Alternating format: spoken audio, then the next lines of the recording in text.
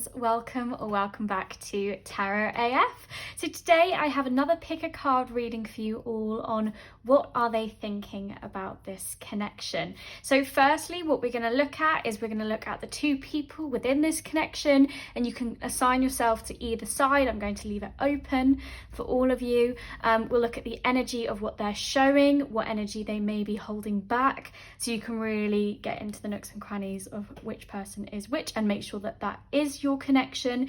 And then we'll delve into some tarot for their thoughts, and after we'll get some channeled messages and of course some advice from spirit for you. So if you've never been to a pick a card reading before, hello and welcome. So today we have 4 piles laid out ready for you guys today. I'm going to shuffle your tarot on camera, but I'll get your oracle cards pre-prepared. So with pile 1 we have got the Light Seers Tarot with the Quantum Quattro Tooth, and then we have for pile 2 the Movie Tarot with the Bumblebee Jasper Heart, and then with pile 3 we have got the Marigold Tarot with the Sunstone, and then with pile 4 we have got the Oriens Tarot with the Emerald. So what you can do, you can take a moment, you can pause the video, see which one is drawing your eye, trust that pile is for you, and what I do is I post the times in the box below and you can meet me there for your reading. I will see you then. Bye! Hello lovely friends of pile 1. So if you picked the Light Seers Tarot and the Quantum Quattro Tooth, then this reading is going to be for you. So I'm going to pop tarot aside for the moment and we'll check in with the connection. So who these two people are, and you can assign yourself to either energy. We're going to look at firstly who they are or what they come across as, their energy towards the connection, and then what they may be hiding, what kind of energy may be lurking under the surface.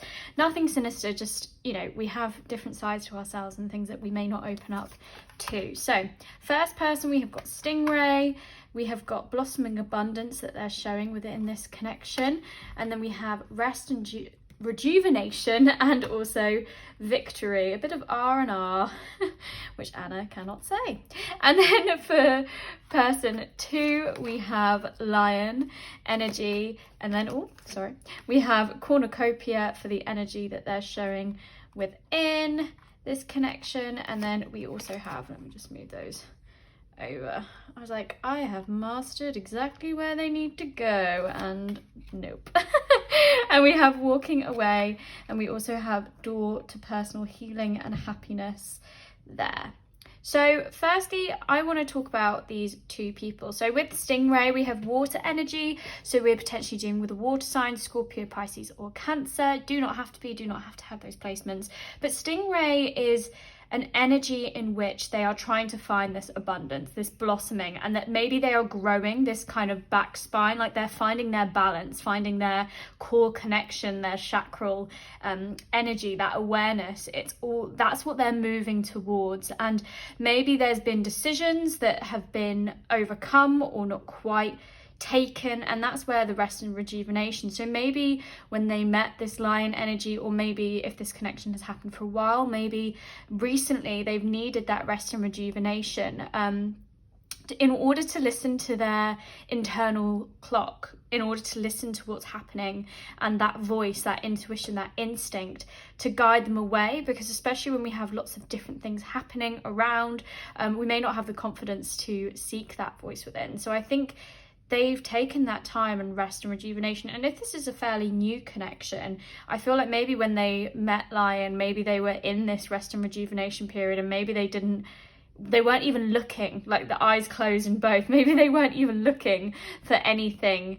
And I think it kind of hatched for them, and it feels like a victory where they can just close their eyes and let go in some ways. And I think that's how they're feeling, like maybe their rest and rejuvenation paid off, and maybe they feel like even if they're not fully blossomed, as it were, into where they want to be going and that transformation that they see for themselves, I think they feel much closer. It's like moving steadily.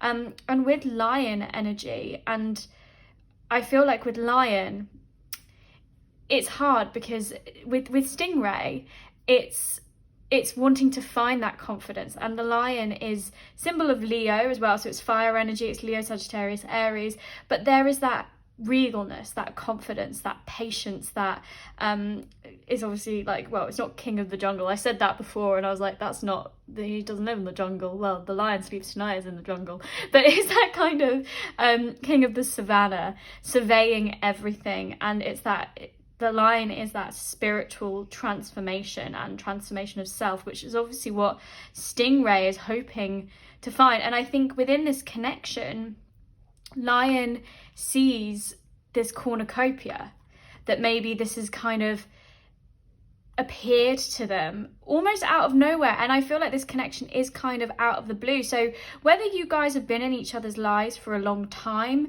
and something has blossomed, like the seed has hatched, it's like the spring, new things happening, or whether it feels like it's just been stumbled upon in really strange circumstances. I'm literally just hearing like, I made it through the wilderness, which, you know, maybe you guys have, but I think especially with lion, I think it feels like there's kind of this unending possibility within this connection. I think both energies match that quite well, and I think the lion, in terms of their self-transformation, has gone through a lot. And maybe that's where Stingray sees parallels. It almost feels like mirrors reflecting one another, in terms of maybe love, maybe with lion, I think they've had to walk away from, or maybe they didn't for a long time. Like I said, that wilderness section, maybe they didn't know the door, didn't know where to walk through. Maybe there's things that they haven't told Stingray yet. Maybe there's things behind this regal facade, this patience, this kind of emotional kind of, I want to say the word trauma because I'm hearing trauma. So maybe for some people there is that, and they've had to walk away from a lot, and maybe a lot of stagnancy, which they maybe let themselves ruminate in for a long time. And now it feels like maybe the door has been opened. So maybe there's this kind of, with lion, maybe a bit of trepidation, maybe a little bit of fear, maybe still looking back at the where they were, their old way, and being like, have I come this far? Have I left that behind? Because cornucopia, almost too good to be true, this horn of plenty and this blossoming abundance for Stingray too. Like, it's almost this kind of magic of, is this connection real? And it doesn't matter if this connection has been, you know, for, you know, years and years, or whether it's fairly new. It just feels like it's almost, it sounds very cheesy, but I'm hearing too good to be true.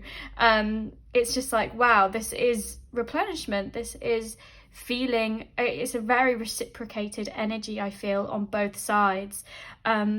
And I think both energies have had to walk away and also take that time to find themselves. And they've come into this connection almost not looking for it, but as two people trying to find their own wholeness within themselves. And that's why it's powerful, because both people are different, both people are on different journeys, and can almost see that within the other person and recognize it.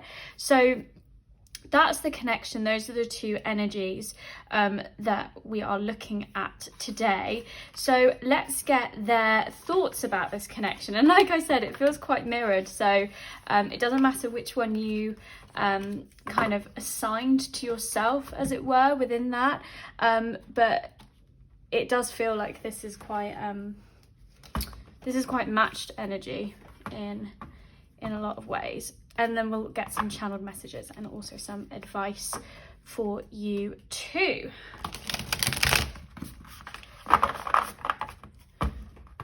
Okay, so Spirit, let's have a look. What are they thinking about this connection? What is Pile 1's person thinking about this connection? So we have the Lover's card. Okay, strong start. We have the Hermit.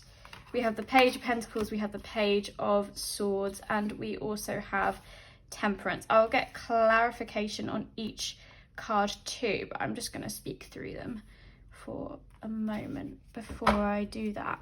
So obviously I was like, oh, the Lovers, great. But I feel like this is making decisions based upon happiness and based upon joy and harmony, which I think has come from that period of introspection within. And I think they can now identify within their thoughts and what they're thinking about this connection is that they are being their authentic self in a lot of ways through this hermit, because obviously the hermit is this, you know, introspection within and blocking out external things. So maybe it feels like it's almost tunnel vision towards you, and their thoughts are almost enwrapped around you, but also maybe in the way that they make you, like, make them feel in a lot of ways that they can be their authentic selves, that they can almost unearth this hermit energy and allow you to see their light. And especially if this is an early connection, that's very powerful. And with the lovers as well, I feel like they're now able to identify, because they can be true to themselves within this connection, that they can identify the kind of the stuff that makes them happy, their joy. And it's obviously, like I was saying, two wholes coming together, and it's almost within this contract. So maybe it's, yeah, and also the Page of Swords would signify contracts too. I feel like this is is the early stages of this connection for a lot of people, or maybe if there's been separation or no contact, maybe it's this coming back together, this new start. So I feel like it is quite fresh in a lot of ways, like I was saying, in that kind of unlocking and blossoming that is happening at the moment, because it feels like with the Page of Pentacles that it's almost being a kind of studious learner to the other person. So maybe it's like seeing how they act, how they move, all of those things, and what they're passionate about and what they're growing. And it's really building blocks, seeing how it's raw energy fitting in with one another. And I think their thoughts are, this is exciting to connect with someone else, to find unity with someone else, but maybe their thoughts are, there are a few things that they wish they could be more open about, but there's this temperance here, this balance, this kind of finding the groove, as it were, of this connection. And with the Page of Swords as well, this would signify contracts, but also messages and news, as would the Page of Pentacles as well. We've got earth and air energy, which obviously in the beginning we had water and fire. So there are a lot of things, but I think because it's thoughts, because what they're thinking about this connection with the Page of Swords, I think it's this new idea, this new way of feeling, like thinking about this connection. Maybe because we had quite spiritual and instinctive stingray and lion at the beginning, maybe a bit impulsive. So maybe there's this kind of clawing back, and maybe from learning from the lessons within of what they've been through before, maybe they're taking it at this kind of unformed pace of, it feels like a rewiring, as it were, of how they're thinking about connections in general and relationships. So it feels like they're tiptoeing to the other side, as it were. It's not this feeling of, it's not falling into the ingrained traps of before, potentially, and seeing what is right in front of them with the Lovers card and harmonizing with that. So it's not up in the air energy or unformed in that way. It's just that it's much more natural, reading the energy of the situation and what is in front of them, as opposed to assuming. I feel like everything that needs to be said is said within the connection in a lot of ways. So their thoughts don't have to become harsh or like I said, fall into the fears and anxieties. It's this kind of balance that almost tempering out those bad habits or the habits from past connections. This feels much more healthier in a lot of ways, because I feel like maybe both people have their independence and their authentic selves as well, and can almost take themselves out of the connection when they need to follow, because like I said, I feel like there's different things that each person is working on in a lot of ways. So let's clarify the Lover first. So we have the 8 of Pentacles. So working towards what we love as well. So we have the 6 of Wands for the Hermit. I'm going to pop you guys back in. Oh, I'm sorry about that. I don't know what. I think that might be my next door neighbour's drilling something or something. So sorry about that. So we'll get the Page of Pentacles. We have the 2 of Swords for the Page of Pentacles. And for... Okay, well, that's right there. We have the Queen of Cups for the Page of Swords. And we have the Emperor for Temperance. I'm so sorry. I've never heard this sound before. But I think it's a drill. So there we go. Drilling in my mind. Okay, so with the Lovers we have the 8 of Pentacles. So I think we obviously had at the beginning kind of the self-transformation that both people were going through, connecting to wholeness, but also unifying with decisions that make their heart glad and are bringing about this victory for each party. And I think the hard work isn't stopping. I think both people know what their own goals are, not only within this connection, and I think that's the thinking behind this person, is that they want to work, they want to make it work, this connection, and they can see how it aligns with the joy that they've been bringing about in the rest of their sensational world. And I think they know that every hour they put in, the results are going to show. And maybe there's things that need to be overcome. Maybe there's physical distance, or maybe it's just like within work patterns or whatever it is. Like there's a few maybe sensational physical world boundaries to this connection, but I feel like spiritually it is very consuming and all encompassing. Like there's a lot of time for one another, even if you're not seeing, because again we've got the eyes closed in this. But I feel like each person is finding their joy, and especially within this connection, and I think that's where their thoughts go, is that it doesn't matter how long it takes or what we've got to do, what we've got to overcome. It's that's what they're connecting with, and that's where their thoughts go. And with the Hermit as well, we've got the 6 of Wands, which is obviously that victory. So it's that rest and rejuvenation and the 6 of Wands, but also the kind of walking away again, that they can be celebrated for who they actually are, and that's where their thoughts go. So maybe there's things that they've not shared, because both people I think had that with that rest and rejuvenation and walking away. But I think it's so easy to release and let go and celebrate one another, celebrate each other's wins. And I think their thoughts are that it's almost like a cheerleader with the other person, that it's almost just like, yeah, you go, I'm here, and go Glen Coco. Like I think each party are just following their intuition and instincts within this connection, and probably without like outside of it too. And it feels like just the spotlight, maybe the spotlight is on them. Maybe there's a lot of people who are invested in this connection, like I said, maybe it's within a friendship group or something like that, or maybe if it's completely separate, maybe there's a lot of friends now on the periphery that all want it to work or whatever. But I feel like it is just that kind of tunnel vision, just the two people.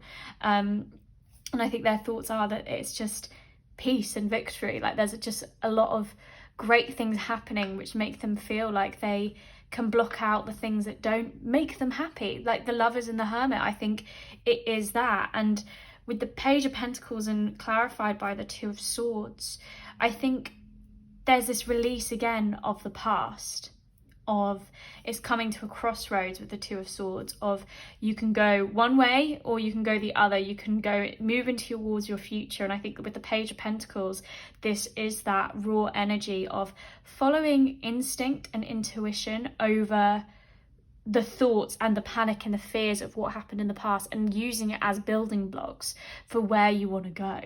And it's detangling that thoughts and really that mind over heart matter. And like I was saying at the beginning, both people feel like they're quite instinctual and kind of following that heart of what makes them happy. And I think that's where the crossroads have come for almost both people. Like I said, the mirrors, I think both people are quite similar in that way. And then with the Page of Swords and also the Queen of Cups, so we've got this water energy again here through the Queen of Cups, and with the Emperor we've also got Aries energy, so this may be our water and fire sort of thing. But with the Page of Swords and the Queen of Cups, I feel like again it's that tempering out of the thoughts of precondition, and like stepping into the following your heart stage, like not allowing the thoughts, and if there are thoughts, that fears and anxieties that crop up, or things that set off triggers or anything like that within you or outside of the connection, and them as well. I'm saying you and them a lot because I feel like both people are very aligned in this way. It's really funny. It just, I keep hearing mirrors. And in life, we get confronted with people who are either going through very similar things as us, as mirrors, people who are reflecting us back at ourselves, or we get people that kind of shine towards us. Well, yeah, the mirrors are that as well, of also shining the things that we don't want to see, as well as the good in us. So they kind of challenge us in healthier ways, or if there's someone that really does something that gets under our skin for some reason and we can't understand it, usually that's maybe because we are seeing what we are doing ourselves too. So there's learning through those mirrors, through those reflections, or we get confronted with people that are completely different to ourselves, who are challenging us to see the opportunities that we need to seek, or how we were in the past, or something like that. So at the moment, I'm saying you, them a lot because I think both people are in very similar thought stages about this connection. And with the Page of Swords, not allowing their thoughts to overwhelm them, and actually temper that out with love and following their heart and listening to that instinctual, intuitive voice. And almost there's this air of almost daydreaming about this connection and where it could go and all those possibilities. And I think that's where the thoughts go, the endless kind of, it's almost like they want things to, okay, well, that's a banging. Maybe I was hitting the nail on the head with that one. There we go. Let's find the trail of thought again, Anna. So I think there is that kind of almost this surrender to what will be, and just following the heart in the moment, and that kind of daydream of where it could go, but not getting so caught up in the future. And maybe that's where they don't allow their thoughts to run away with them. They're trying to ground their thoughts in a lot of ways with the that unformed energy, not allow their preconditioned thoughts to overwhelm them, but also kind of keep it light within their mind, that not everything's just going to happen as it happens. And as long as they're choosing love and following their heart in this way, then they can't really go wrong in a lot of ways. And with this temperance, this balancing as well, so this patience, this alchemizing, we've got the Emperor to make sure, and I think this is where their thoughts are going, that they might have put up a lot of boundaries, doesn't matter which energy they were. I think both people have done this, put up their boundaries in a lot of ways to make sure that energy that they agree with, I'm really sorry guys, this was not happening earlier today, and I think they've put up their boundaries in order to allow energy that they align with and that they can trust and that they can see for themselves to enter, and then filter out that which doesn't serve them anymore. And this does feel like a new spring. Obviously Aries is the first of our zodiac, and that's what the Emperor is linked to. There's almost this not game playing in a lot of ways with holding this chess piece quite nonchalantly. It's like that's they don't almost have to do that anymore, that behavior. And I think they've got this great kind of ownership over themselves and over their life and over their surroundings and the life and order that they've created for themselves. And that's all healthy boundaries, and I feel like maybe they've been able to be clear about what those are, and little by little maybe they're letting down those walls maybe that they've put up in order to protect themselves, and letting this person in. It's almost like allowing the castle gates to let one in, as it were, one out, one in. But I just think there's this being able to be unashamedly who they are, and show the life of what they want to create, the order and stability, and allowing this relationship to, it's like I was saying, it's that wholeness. They've got great wholeness within their life of what they're creating. They know almost what they want, or they know what they want to be, and this is another layer. It's like the cherry on top of the cake, which is what you want. You want to be your whole cake. You want to be your whole self. And maybe it's allowing this cherry to be put on, or the sprinkles, or whatever it is, little by little. And it's this kind of peace after the storm, as it were. So I feel like this person has had to weather a lot, and that's where their thoughts go, that they've overcome so much, and they almost can't believe how far they've come by just connecting with who they are and loving themselves and following their heart in a lot of ways. And I think there's just this wanting to continue growing this connection because it feels healthy, maybe for one of the first times that they've felt. So I want to get some channeled messages as well for you guys with this connection. So I'm not shuffling these cards anymore. If you've watched previous readings, I'm just picking them out. So my mind and heart are saying different things. That's an interesting one. So maybe their hearts, I don't know if that one's for you. I'm hearing no. Maybe okay, I'm gonna leave it, and I'm gonna shuffle them quickly. One sec. As I was like, I haven't shuffled them. So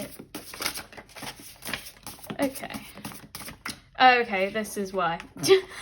I'm heartbroken. So maybe they're still maybe it's that kind of, they still haven't got over a past connection or something like that. I want to be vulnerable with you. Okay, yes, I see. I'm going to take all of you. So I said I wasn't going to be shuffling, and then I ended up shuffling, but that's fine. I am coming back. Please be patient. So, and I wasn't ready for these feelings too. So I feel like this is please be like this, I'm coming back. Please be patient. I don't feel like this is a no separation contact situation, but if it is, I did say that at one point in the reading that maybe you guys have come or are coming back together after a time away, potentially.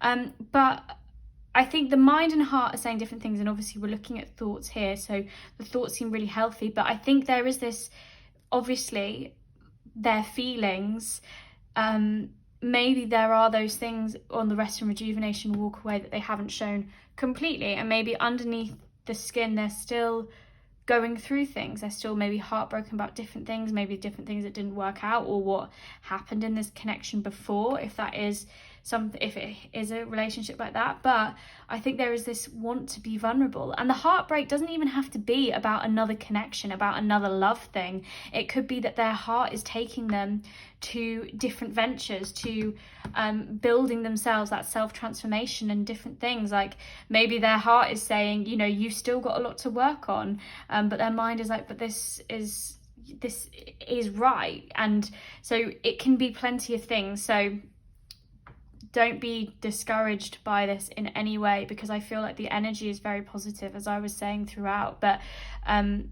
maybe there are those things with that hermit that are still being uncovered, layers, and everyone underneath has that inner child which they try and reconnect to in a lot of ways, or maybe people don't try and reconnect with their inner child, that make them feel vulnerable, that the things that make them hurt, and those kind of behaviors that we learn, or those fears and anxieties that creep up on us. So maybe this person, through that self-transformation, or through the self-transformation that both people are still going through, I feel I should correct that too. Maybe there's a few things that they're still uncomfortable, and they just weren't ready for the feelings that came up.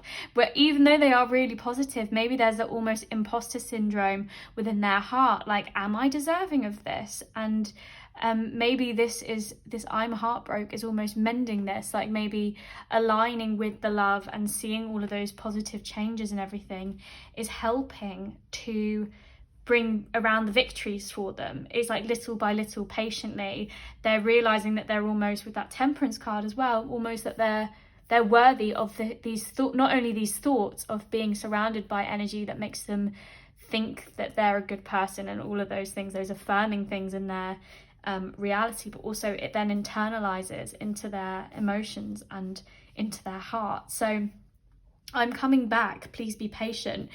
Obviously, Temperance, patience card, all about that alchemizing, coming, reconciling opposites, bringing together. So I feel like it's reconciling the heartbreak, the paradoxically we need the feeling of that, and then the good. It's almost, they're coming back to themselves, they're coming home to themselves is what I'm hearing. So there's that patience of, and I don't think this is I'm coming back. Maybe it is for some, that separation, no contact. Maybe both people are doing that, are finding their wholeness in order to come back together. But I get this more that if this connection is still happening in front of you, in front of your eyes, that it's almost like I'm coming back to myself, I'm finding myself, and I will let you in. And like I was saying, let down the gate, but I'll let you in, but also at some point, but also I will, I'm finding myself in a lot of ways too. Like I've gone through a lot and I've walked away from a lot, or I've taken my time away from a lot, but I'm still not where I want to be yet, and that's fine. And I will kind of almost bring you along for the ride is what I'm hearing. But I wasn't ready for these feelings. Like I said, both people almost stumbling into this connection. So yeah, I said I wasn't going to shuffle, and then I ended up shuffling, but I enjoyed it. So there we go. So let's finally get you guys some advice. Okay, so we've got passion, magnetic pull, romance. That's great. We've got rose. Okay, wow. Your bond deepens as you surrender to the purity within your heart. Protection, love, and romance. 2. And then we have got break. Ties have been severed in a situation. Release what doesn't serve you. Interrupted, cut off, and separated. And then we have guilt, remorse, and regret. 2. So I feel like the advice for you here, pile 1, is that sometimes we get cut off from things, that energy that we have to walk away from, or we have to take time away from, that rest and rejuvenation, whichever kind of side energy you connected to, that we had to be interrupted from in order for us to then thrive. Like that paradox, like paradoxically we need to experience that heartbreak or that shattering of something, feeling separated and cut off, in order to feel that closeness and that togetherness with connecting with love and what we want. And there may feel like there's a lot of guilt and remorse or regret from maybe not even your own, maybe from past connections, potentially if you've had a break from, or whatever it is, whether this is within this connection. Like I said, if there was separation, no contact, maybe there's a lot of guilt from where that went, or regrets about past actions, or that could just be generally in any area that feels that kind of inner child, that break, and then feeling guilty for either acting too quickly, too slowly, whatever it is. But Spirit is saying all of these things, like I said, paradoxically, we need in order to have the good. And I think Spirit is saying that you guys have come from so much, no matter what this break has been, whether that be a love connection or anything within your life. And it's okay and it's great, because you were able to connect closer to that hermit mode, closer to the divine in a lot of ways. And you may not feel like you're fully there yet, but you are where you're going. You are where your goals are set. And sometimes it's okay to take a break away from the things that don't serve you anymore. And that's not being ungrateful. That's not, and you shouldn't feel guilt or remorse from cutting those things out or for putting your boundaries up, because it then allows the energy that you are deserving of, or the energy that you now feel that you are deserving of, I should say as well, because you have always been deserving of that energy, to come to you, to enter at the right time, like letting down that gate, and everything. And I think within this connection, Spirit is saying there is a great magnetic pull. Like, and I'm holding my heart actually at the moment, because this says it all, your bond deepens as you surrender to the purity within your heart. If you're being authentic and true to yourself and connecting to love, then you can't go wrong. And maybe with two romances, I feel like it's saying both sides are feeling this, and I think we can trick ourselves, our thoughts can trick ourselves, but keep seeing this person for who they are and what they present to you, and that energy doesn't lie. The energy surrounding the connection, thoughts, words, actions, they can all lie in a lot of ways, but the energy of what someone gives to you doesn't. And I think with the blossoming abundance and the cornucopia, there feels like this almost this well of things, and I think you are protected within this connection. I think your heart is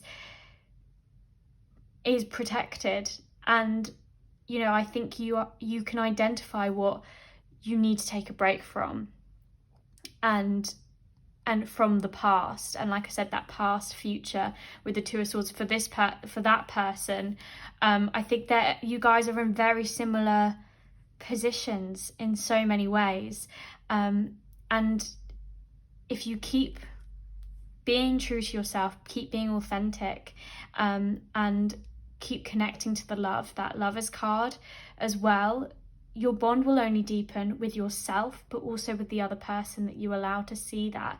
Because when you start surrendering to what's within yourself and being true to that, you inspire that from others as well. And I think it is that thing of keeping it light, as I was saying with these 2 pages. Like, it may feel very raw and new at the moment, or that it kind of, it makes you feel very young. Obviously I had that like through the wilderness thing, but it's almost like you stumbled upon something, and this is, I feel like, a gift in so many ways, and it's just blossoming abundance, cornucopia, just a well of things happening. And trust that you are deserving of it, that you're deserving of everything that has come to you. So my glorious friends of pile 1, I'm going to leave that reading there for you guys today. I hope it resonated with you. I hope the advice was useful as well. I'm so sorry about the drilling and the banging and the knocking. But hopefully it was something we've overcome together. But thank you so much for taking the time to watch, and I really hope to see you guys again soon. If you'd like to see me, please do hit that subscribe button. Until next time, I really hope to see you guys there. Bye. Hello my glorious friends of pile 2. So if you picked the movie tarot and the Bumblebee Jasper, then this reading is for you. I just want to say quickly that during pile 1's reading, there was a little bit of drilling and hammering from my next door neighbours, so I'm really sorry, and I apologise if that happens during your reading too. I haven't heard it in a wee while, so fingers crossed that we'll be okay, but I will just keep on going, but yeah, sorry in advance if that does happen. So firstly, I want to look at the 2 energies within this connection, so we can kind of get a kilter on it and see whether that is your connection that we're talking about, so you can be sure, and then we'll delve into tarot for what their thoughts, and we'll get some channel messages and some advice. So firstly, you can assign yourself to either energy. We have energy 1, which is fox energy. We have action for what they are showing within this connection. We have journey. And we also have door to personal healing and happiness for things that they may be keeping kind of back, energy that they might be keeping back or hiding or not showing the full extent of. We also have unicorn for energy 2. We then have anxiety, and that's what they may be displaying within this connection or towards it. And then we have deceit and also caring connections in kind of energy that they may be hiding or maybe under the surface. So firstly, there's a couple of things that are coming to mind for this connection. I feel like it could have been a past connection where there may have been separation or no contact, or maybe something that never really got going in some ways, which now may have been presented and may be in front of you at this moment in time in terms of both people, or maybe it's something that still hasn't happened. And with fox, firstly, I want to talk about this energy. I feel like there has been this door opening for fox. When fox is in its shadow aspect, there may be some kind of air of mystery or cunning in some way, or something underneath the surface and potentially in action. So maybe they've actively been going on this journey and uncovering things within themselves in a lot of ways, and maybe feel like they have leveled up but also connected to themselves more. And fox, it's earth energy being represented by, so Capricorn, Taurus or Virgo. You do not have to have those placements, or they don't have to have those placements, but the energy is one in which it's this dependable life partner in a lot of ways, who who's smart, intelligent, and is quite caring, very astute, and takes action at the right time. So maybe the inaction from before was because of other circumstances potentially, or something like that, but towards this connection there is this kind of active moving toward, with it being in an upright position for this action. So maybe the action hasn't been, like I said, if you haven't spoken in a while, maybe it's not been something there, but maybe they are moving towards it. Maybe they are journeying towards this door to personal healing and happiness, or maybe that's what they have been doing, and they realize that a piece of the puzzle in their energy may be this connection, or finding a connection like this, but they almost keep comparing stuff to this connection in a lot of ways. But I think the journey that they've gone on, they may have not said the full extent of it. They may not have been able to show it to energy 2 in a lot of ways, but I think they're probably quite proud of themselves, as they should be, especially if they are healing and growing and learning and finding that peace within themselves. But I think there is also this element of they haven't illuminated it potentially to the other person, or if they have, and they have been active in wanting to see energy 2 and all of those things and almost prove, there's almost that needing to, I don't think they feel like they need to justify their behaviour, but it's almost like they come across that way, that they feel like they have to identify that they were wrong, and they're asking for forgiveness in a lot of ways, is what I'm hearing. Even if they don't outwardly say it, I think they're trying to show, like, it's that kind of don't tell me, show me. And I think they want to be seen as this person that is now taking decisive action, because they know the journey that they've been on. And I feel like energy 2 was a part of that door, like opening the door to personal healing and happiness, whether they're way of being inspired that, or whether that energy pushed them towards that, or said it's okay to go towards those things, even if it meant there was separation within this connection potentially.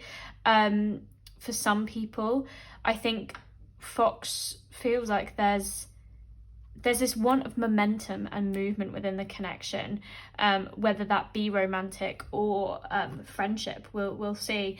But with unicorn energy too, I feel like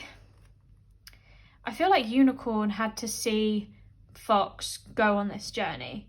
Whether that, I feel like it was a physical journey, but maybe also spiritual as well, or emotional, away. And that's why I feel like there was separation or no contact. And I think unicorn, almost with this anxiety and the anxiety they feel towards this connection, I feel like it played over their mind a lot.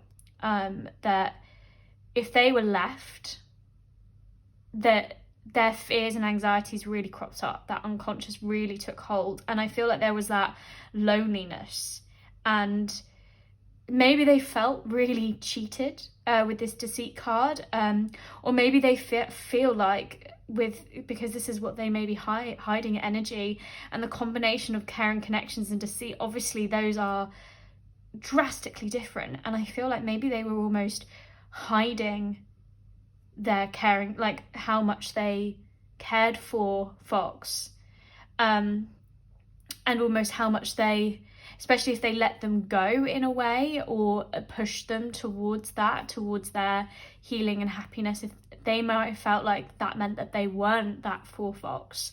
And I feel like maybe they feel like they are deceiving their feelings at the moment with their actions potentially in the outside world, or maybe they don't feel like they can be truthful to them. Maybe there's worries and fears that they can't match Fox's energy, or that they are anxious about what happens if they do show themselves, and their kind of true thoughts and everything. Maybe they feel like they are deceiving themselves at the moment, or I think with unicorn, they've almost transcended into this higher consciousness. With this unicorn is related to the third eye chakra, towards that kind of, obviously unicorn, uni being one, one horn, but I feel like it's that they were trying to find their oneness, their wholeness, and they're realizing that how unique they are, and maybe this connection brings up anxiety for them of, I want to say, it feels like it's almost deceiving all the work that they've done on it, because it pulls them, or maybe sucks them right back to almost their past in some ways, if this is a separation or no contact situation. But also I think with unicorn there is this kind of seeking answers. There is a want to seek answers, this to dispel anxiety in a lot of ways, to really uncover the truth as well, not only about themselves and the journey that they've been on, maybe whilst Fox has been away potentially, but also like kind of really uncover why this connection came up. What is the purpose of it? Because I feel like they've learned a lot from it, and they maybe even took that into their self-transformation. Maybe it was even a push for them, of realising their wholeness and worthiness and all of those things. But maybe to say, like, why do I still feel like this? Why am I still anxious? Why are there thoughts that keep cropping up? Maybe they thought that they'd released it in some ways. So for this pile, I feel like there is a lot of, I feel like it is a separation or no contact connection, which may be coming back together. So if that does not resonate with you and your connection, maybe go back and pick another pile. But it's really interesting that you picked the movie tarot as well, because it feels like a will they, won't they, like movie experience with this pile. Maybe it feels very dramatic, or your feelings feel very dramatic, but maybe to the outside world they don't. It's just kind of that, it feels like spotlight is on it, and it's like it's time to, I'm hearing ultimatum, like it's time to really get to the core of it. And maybe that's spirit saying, like, Tarot AF, Anna, come on, move the reading along. But I don't think it is. I think it's more like it's time to really shed a spotlight on what this connection actually is, so both people can grow, learn, and release the past of this connection and look to the future for themselves. So those are the two energies, and obviously you may feel drawn more to one, but we're going to get their thoughts. So it doesn't, their thoughts about this connection, so it doesn't matter which one you identified with, but we shall see. Okay, so we have got our Bumblebee Jasper, and we have got the movie tarot just here as well. Maybe you don't feel like, maybe you weren't drawn to it because it was a movie tarot, maybe you're just drawn to the pile. So if I said that and it did not resonate, like, you don't need to feel like you're trapped in a movie or anything like that. So let's have a look. Spirit, what are Pile 2's persons? What are they thinking about this connection? So we have got the Fool, we have got the Hanged One, and obviously the Fool is journeys too. We have the Hanged Man, we have the Tower, we have the Page of Swords, and we have the Lovers. Okay. Holy Major Arcana then, hey? Oh, and on the back we've also got the Knight of Coins, which I feel like could be quite important to this connection in some ways, because we obviously had the Fox energy earlier, which was Earth, and we've got Page of Swords here, which is air energy, so Libra, Gemini, Aquarius, but you don't have to have those placements. You could do within the chart, but that's okay, or you or them. We've also got Gemini in the Lovers as well.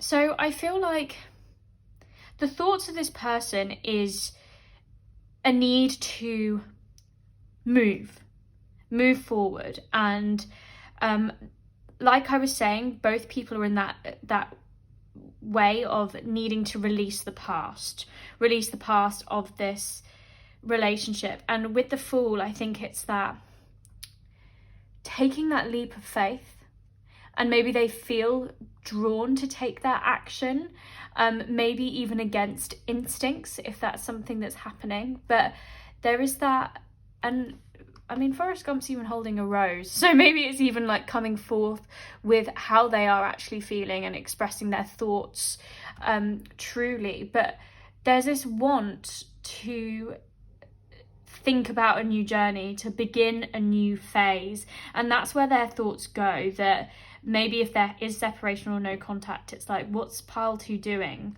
Like, maybe there's that want to reach out and start communication in some ways.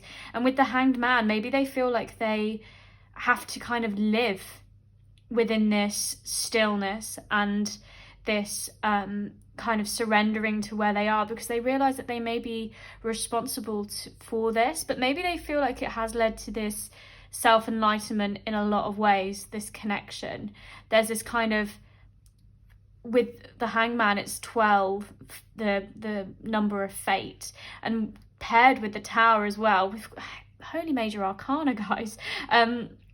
I feel like if there was a sudden disruption, if there was separation, no contact, or something that really, really burnt down or maybe crumpled or disintegrated the walls of this connection in a lot of ways, or maybe this was just their own self-transformation or their enlightenment, whatever spirit and the universe brought about for them, I feel like it left their foundations, obviously, but crumbled the rest, crumbled almost the illusion that they were living in a lot of ways. And maybe they feel like they just have to wait patiently in some ways, and that there's this feeling that their thoughts have turned upside down.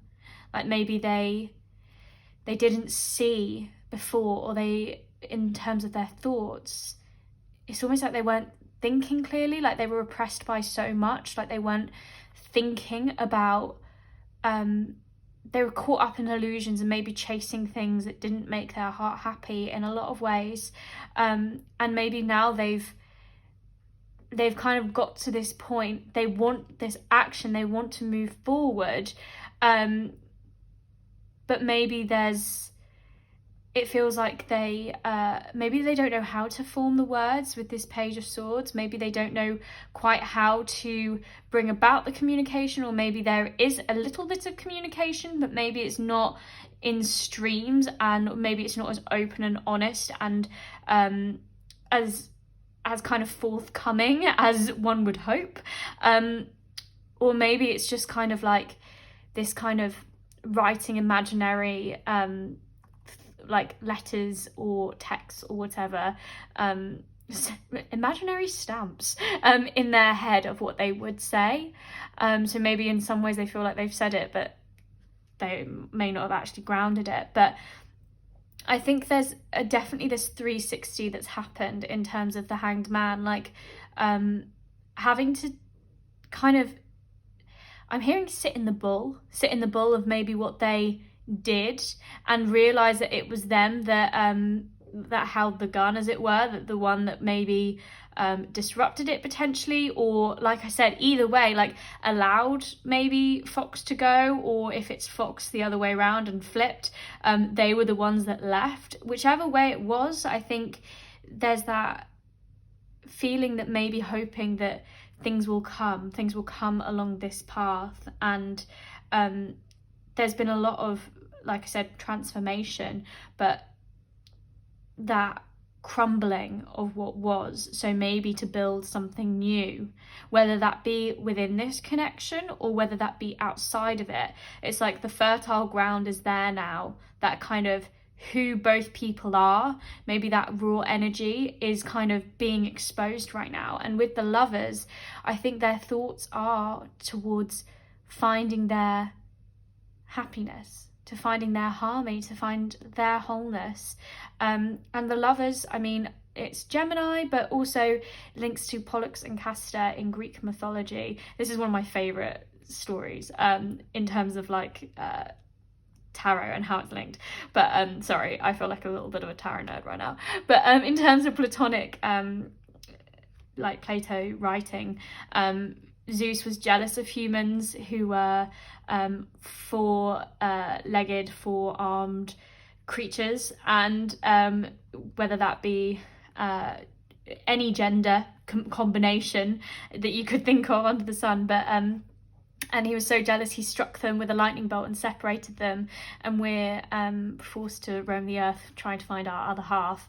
And obviously we are whole on our own, and we can create our own wholeness, and that's what we are trying to find. And I think this is what this person, that's where their thoughts were, to trying to get to a point where they realised that they were deserving of harmony and equilibrium and joy within their life, not even just within this connection, but I think that's where their thoughts are, that their thoughts are opening towards caring connections or door to personal healing and happiness in a lot of ways, and that's what that healing and reassurance is what they're trying to find. And with the Page of Swords, I feel like there's that maybe wanting to start communication, wanting to air their thinking, but it's all quite unformed. Maybe they don't know quite how to do it or how to say it, but I think all they know is that they need to find and they need to follow their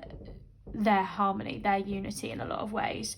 And with the Knight of Coins, and the reason that I left it, obviously it's linked to earth energy, so the fox energy potentially, but also it's this kind of this dedication, persistence towards goals. And I think maybe now both people, now that maybe that kind of illusion, that tower of illusion and repression that has been taken, like has been exposed in a lot of ways and has crumpled down, both people are almost reassigning and reevaluating their lives and almost what they want from it in a bigger sense, but also in terms of their sensational goals, whether that be career, home life, commitment, and kind of plugging that in and making sure that they are aligning to that. And I think it's like slowly and steadily, so maybe slowly and steadily they feel like this connection, their thoughts are coming towards this connection, or that they feel like they can take appropriate action towards it, or maybe they, in terms of who they are and what they are doing at the moment in terms of their sensational world, potentially outside of this connection, they're feeling more like they are on their journey, are on their path, and kind of, like I said with the Hangman, like having to surrender to that enlightenment that they now feel. So let's get a clarification on each card. So let's clarify the Fool, please, Spirit. So we have the Seven of Swords, which is the card of deceit as well, which is so interesting that we've got this. We had deceit earlier for the energy with Unicorn. We have the Four of Wands for the Hanged Man. Oh, okay. Well, we have the Queen of Coins and also the Page of Wands for the Tower. We have the Wheel of Fortune for the Page of Swords. Ooh.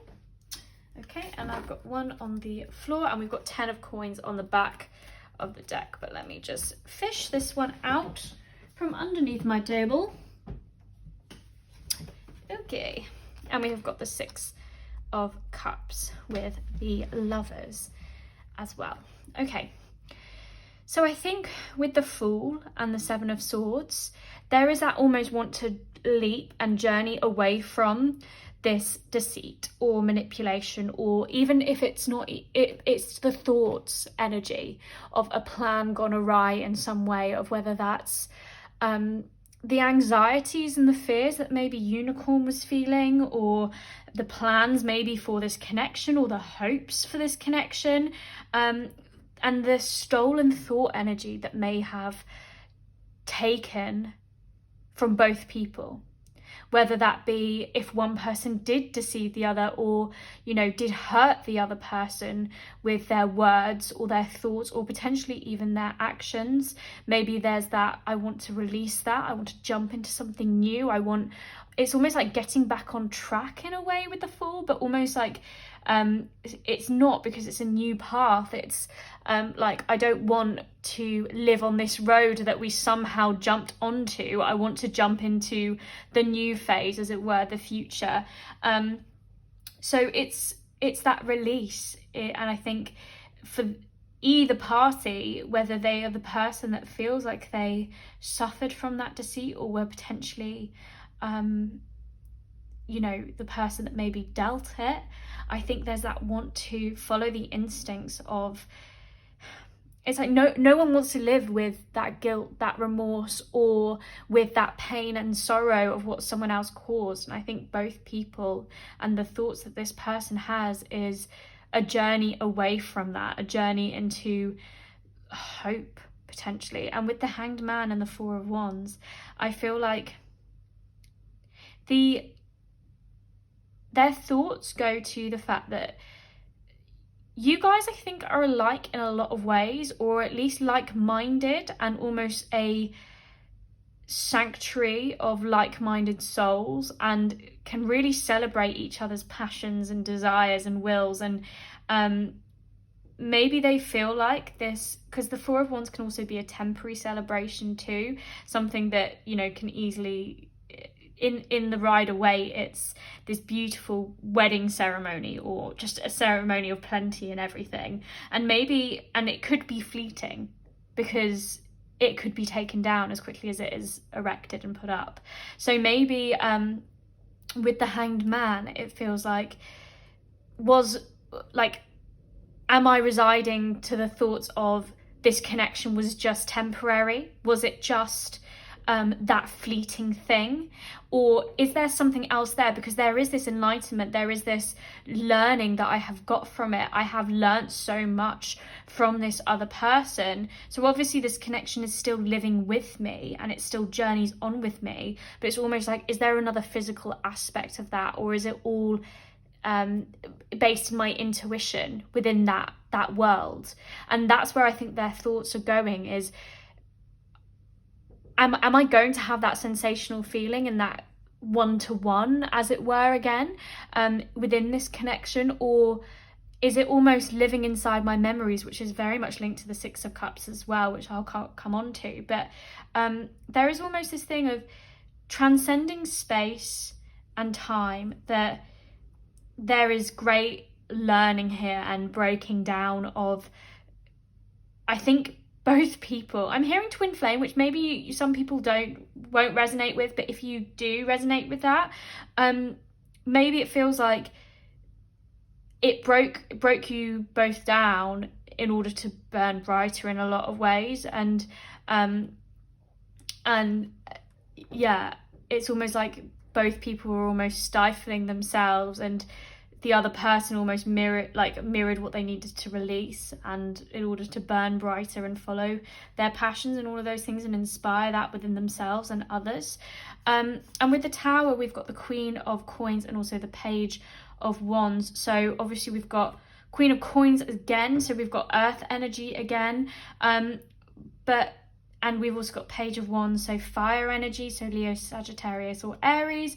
Don't have to have those placements, but I think with the Tower and that breaking down, I think it's led to this deeper understanding of self, of this unformed intuition, following instincts, following the love of what they want to do, and this faithfulness. And that's where their thoughts take them, that they are in a very different position. Maybe they feel much more established now, and that they listen to their deeper knowing, or maybe they see this as you as well, that you've gone through this transformation, maybe even from afar, maybe even if they don't get to fully feel and embody that in the flesh, as it were.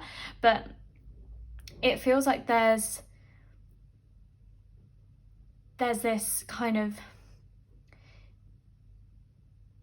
nurturing and caring that will always be there between you both. I feel like you guys have gone through, and that it's that kind of crumbling of the Tower, of exposing what is no longer there, because it shows what was like the Tower, and then when you don't have it, paradoxically, it's like what isn't there. And I feel like in some ways it's like a gaping hole within this connection, but at the core of it, there's always that nurturing and that care and consideration for the other, and I think that faithfulness and that love, and I think intuitively and instinctually, even if you both are not talking, and if that's not something that is happening at the moment, I think that both people realize that connection, that there will always be, like, if they're asked, if they're called upon, if they see the other person, that caring connection will not just kind of dissipate. And that's why I feel like that caring connections was there, and that door to personal healing and happiness as well. That it is, you guys are tribe, even if it doesn't matter, even if it's not a romantic connection in the future, or even a friendship, it feels like that held a place, and that place will always be there. That's, even if it feels void, even if there's things that aren't within the connection anymore, there's always that layer, there's always that foundation, and there's that deep-seated knowing that there was a reason for it to be happening, and that's almost enlightening in itself, that it broke a box, broke something, but it kind of showed you what was either needed, or what you needed to grow and learn from, or that's pretty powerful, that's the thoughts that they're having around that they know that they could, if they talk to you or if you talk to them, that they would be there. And with the Page of Swords, and despite everything happening in the past, and with the Page of Swords and also the Wheel of Fortune, I think, like we were saying, this communication is unformed communication that may not have been happening, how to start it, or whether it has started but it's not really there. I think they may feel like it could go either way with this Wheel of Fortune. Like, it's kind of like shooting in the dark, as it were, of, is this going to be a success? Is it not? It may feel quite up in the air. All they know is that a change needs to happen. if something is to continue within this connection, and maybe they don't know what they'll be faced with at this moment in time. But with the Lovers and the Six of Cups, I think there is a solace in the connection, the solace in the roots of the past, of what you both share, the colourful vibrancy of that. And there are happy memories, I think. And maybe there's even this romanticism of the past, or maybe even rewriting the past of what could have been, that kind of idolizing, or kind of rewriting the history books, as it were, in their mind. Sometimes maybe they get caught in that. But I think there is this kind of, like I said, it's like old souls, old friends. Like there's always going to be those memories, there's always going to be that connection, and that's not going to go away. And their thoughts are of that we've obviously got the Ten of Coins on the back of the deck as well. Like that is the card of family, of wealth, of kind of spiritual and material abundance too. So it's almost like maybe they see this as the end goal, is this family, and whatever you feel of as family, whether that be friends or relationship or whatever that is, maybe that's what they are hoping for. Maybe that's where their thoughts go. But maybe, and that's finding their wholeness too, because I said both people kind of finding their uniqueness in a lot of ways. But I think their thoughts with this Ten of Coins too is that there is wealth in knowing that they may have been seen by someone, and that kind of foundation, even if everything else crumbled around, that foundation was still there, that core was still there. And that's wealth in itself, is to be seen and to be heard potentially. So it's almost like I'm hearing like friend for life, and whether that be friend or lover, because I think friendships make the best call for love as well. There is that kind of undeniable togetherness that, like I said, transcends space, time, and all of that kind of energy. And you know, you may never want to speak to this person again, and that's fine, but it's almost like that, or maybe you do, but maybe it's that the thoughts of there's deep, like I said, there's deep roots there, there's archives of this relationship that aren't going to go away, and you can see almost the purpose and the reason and the learning behind that. And I think that's where their thoughts go. Like there was great opportunity, and there was great connection here, and there was great things learnt that they were able to apply to the rest of their life as well. So let's also get some channel messages. You did nothing wrong. We've got, I'm so blessed that you are in my life. I never want to lose you. I hate that I caused you tears, sorry. I'm actually going to pop one in the centre as well. And I can't make up my mind. Okay, so with this, you did nothing wrong. I think it's internalizing that blame, that guilt and remorse maybe within themselves, and like I was saying, that forgiveness needed. And I think it's almost like I'm hearing two to tango. Like, you didn't do anything wrong. Like, it's like almost we both didn't either fight for it, or we both didn't say what we were saying. Like, it's fine, it's done now. Like, that's the past is the past. And I never want to lose you. Maybe this is, like I was saying, this kind of lose the connection, and there's always that deep knowing that the other person is there, because other things can take up time. People change, obviously they've changed a lot and you have changed a lot. So, but that core, maybe they hope they never lose that core of like knowing you, and maybe that memory as well, if it's something that's not in this present moment. I'm so blessed that you're in my life, and maybe that's I'm so blessed that you were in my life as well, and maybe there are potentially times that you guys can see one another, or if this connection is fairly it is kind of blossoming again. Maybe that's that feeling that thank you for opening the door, or thank you for trusting in some way. I hate that I caused you tears. Obviously, like I said, that guilt and remorse from the past. And I feel like this is, at the moment for this reading, it feels very unicorn, like I'm reading for unicorn. But if you related to fox as well, or sorry, maybe you felt like, hang on, yeah, you were fox in reading for unicorn. Maybe that both of you didn't want this to end or to go, and maybe like both of you have internalized a lot of things in a lot of ways.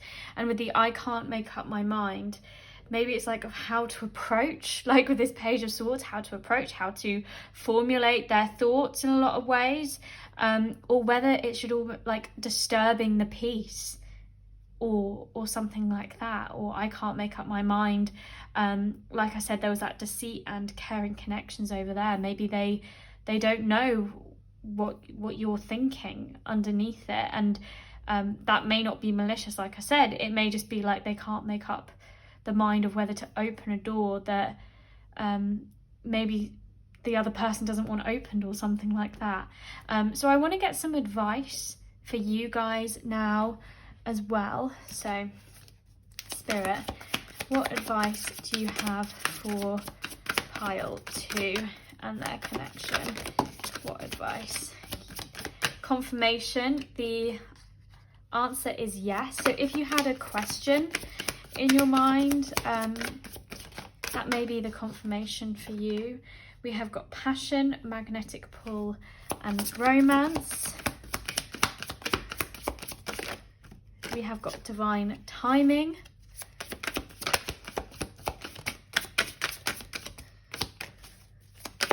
So Spirit, what advice? Oh, okay, well, I'm actually gonna let you have all of those.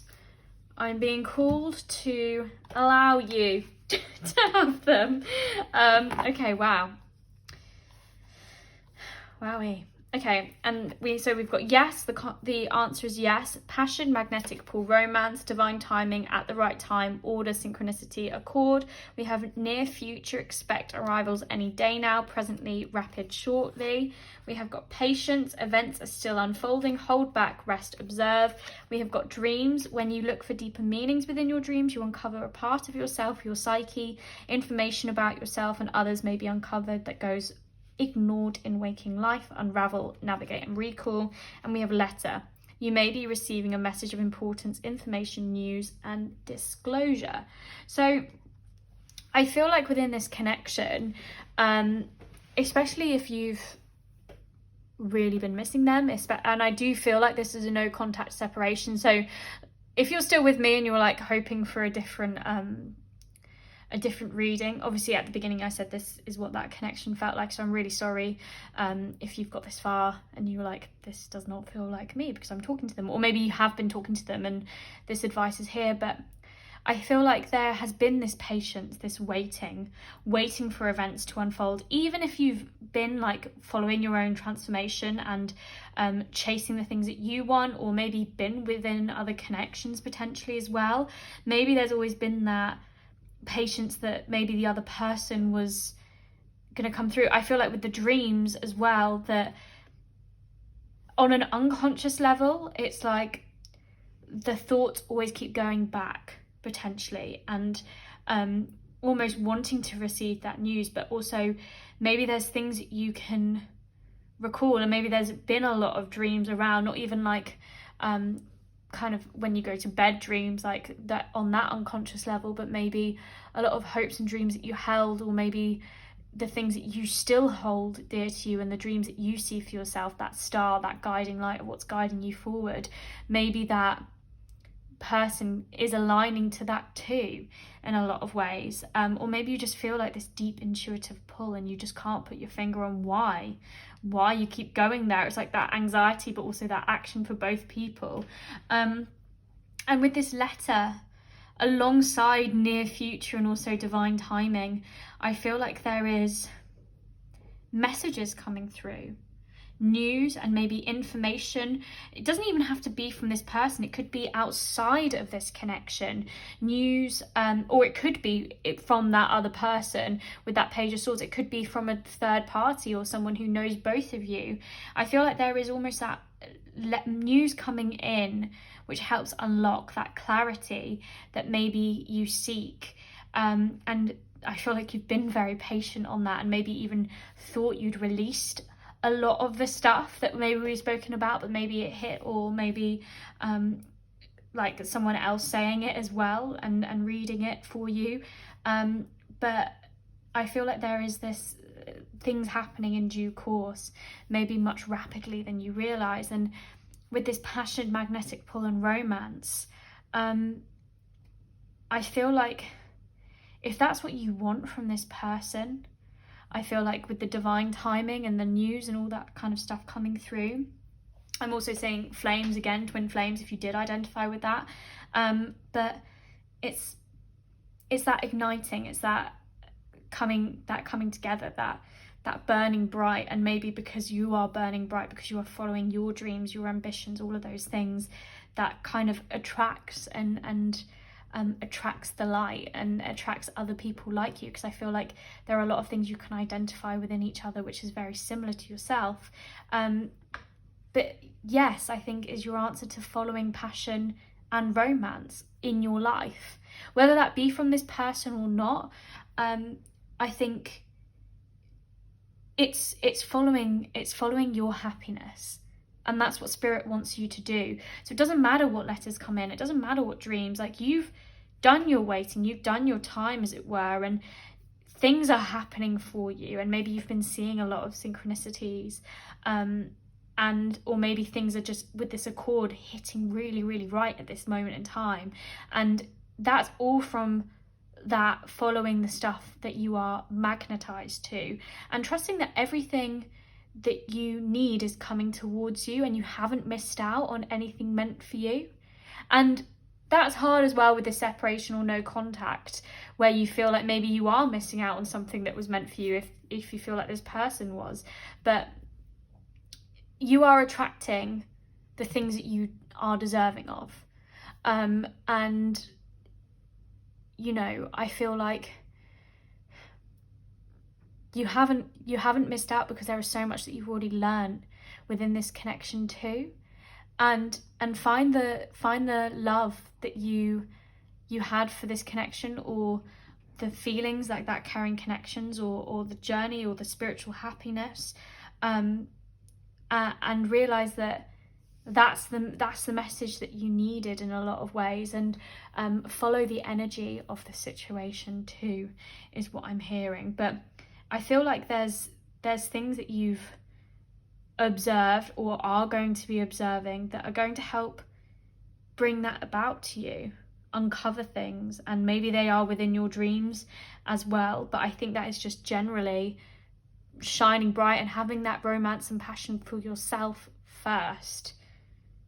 So my glorious friends of pile 2, I'm going to leave that reading here for you guys today. I really hope it resonated. I hope the advice was useful for you guys. I can't thank you enough for watching. Thank you so much for taking the time out of your day, evening, morning, whenever you are seeing this. I'm sending so much love to every single one of you. If you'd like to see more of me, please do hit that subscribe button. Until next time, I really hope to see you guys there. Bye. Hello, glorious friends of pile 3. So if you picked the Marigold Tarot and the Sunstone, then this reading is going to be for you. I'm going to pop your tarot on the side there, and we will come back and shuffle it in a moment. But first, we're going to look at this connection, the two energies within this connection, so that you can check that this is for you. But we're also going to look at the energy of what each person is kind of bringing, and then what may be lurking underneath the surface as well, so you can really feel like you can connect with one of them. So firstly, let's look at the first energy. So we have Whale, we have Storm Warning for what they are kind of being or presenting within this relationship, the energy. We have cornucopia, and we also have the world, of what may be kind of lurking underneath the surface. And then in energy 2, we have bat energy. We then have woman holding a coin. We then have happy family and also daughter value. So what I feel like this could be quite an established connection in some ways, or if it is fairly new, I feel like it could be it's interesting energy from both parties. So firstly, for whale energy, whale is connected to water, so potentially Scorpio, Pisces or Cancer in the chart, does not have to be, but that's just what is there. I feel like whale is going through some sort of storm within their lives, maybe in this connection as well. Maybe it feels like it's stirring up potentially old feelings or familiar patterns, or maybe it feels like everything feels a bit disrupted because of what is in front of them in bat. But I feel like it's nothing that they haven't weathered before, potentially, if there are a lot of things happening externally. But if it's kind of within this connection, I feel like they can kind of understand their feelings and find some harmony within there. And I love whale. In a different deck, it's singing Heart Song, and that really hit me when it fell out, and when I shuffled and with the storm warning, that no matter what storms are weathering, it feels like the whale is presenting trying to be calm and trying to work through it, and is willing to really go within themselves and travel great depths to really uncover what is actually happening. And so no matter where the storm is coming from, whether that is other things outside of this connection or whether it's the connection itself, it feels like whale is trying to be strong and dependable, and is really trying to be persistent and diligent with themselves. And I think what they may be hiding back, or kind of keeping them under their hat, as it were, is we've got cornucopia and the world. I think with cornucopia paired with that, it's kind of feeling like this is the horn of plenty. Like they can see limitless potential here, and like the sight set for what this could be potentially, or this connection is kind of ever changing and ever growing. It feels like there's just layer upon layer. So whether this is fairly new, or whether this is, for some people it could be separation, no contact, if like the storm is kind of whirring up inside now. I realise that is a very close Frozen quote, but maybe it was frozen over and now it's kind of like awakening again. I just feel like the sight set and how this relationship could traverse the world and everything is kind of limitless. It's like the whale like traveling the seas. Like there are a lot of opportunities here for new ground, new territory, and I think with this cornucopia, this horn of plenty, it's like this relationship keeps giving, maybe outside of the storm feelings. Like there feels like there is peace and harmony there, even if it doesn't feel like the external world has yet caught up with the internal world. I feel like there in the internal world there is this stillness and everything. So it feels like the storm, there's always calmness after storm, the rainbow, the tranquility, the peace. So maybe there is that feeling that is coming, and it's like that actively waiting for something from whale. So maybe if it feels a bit up in the air, maybe if they haven't communicated, maybe if they feel like they are taking their time, seeking their inner wisdom, their guidance, which may feel like it's caught up in a storm, or maybe bat can't read the signals from whale because it feels like whale is split different ways and stuff like that. I feel like underneath it, whale is just trying to focus their sights, set their sights, and kind of listen to that internal clock, as it were, and find their heart song. And then with bat, we've got air energy, so we've got Gemini, Aquarius, or Libra. Come on now. I had like a momentary brain fart.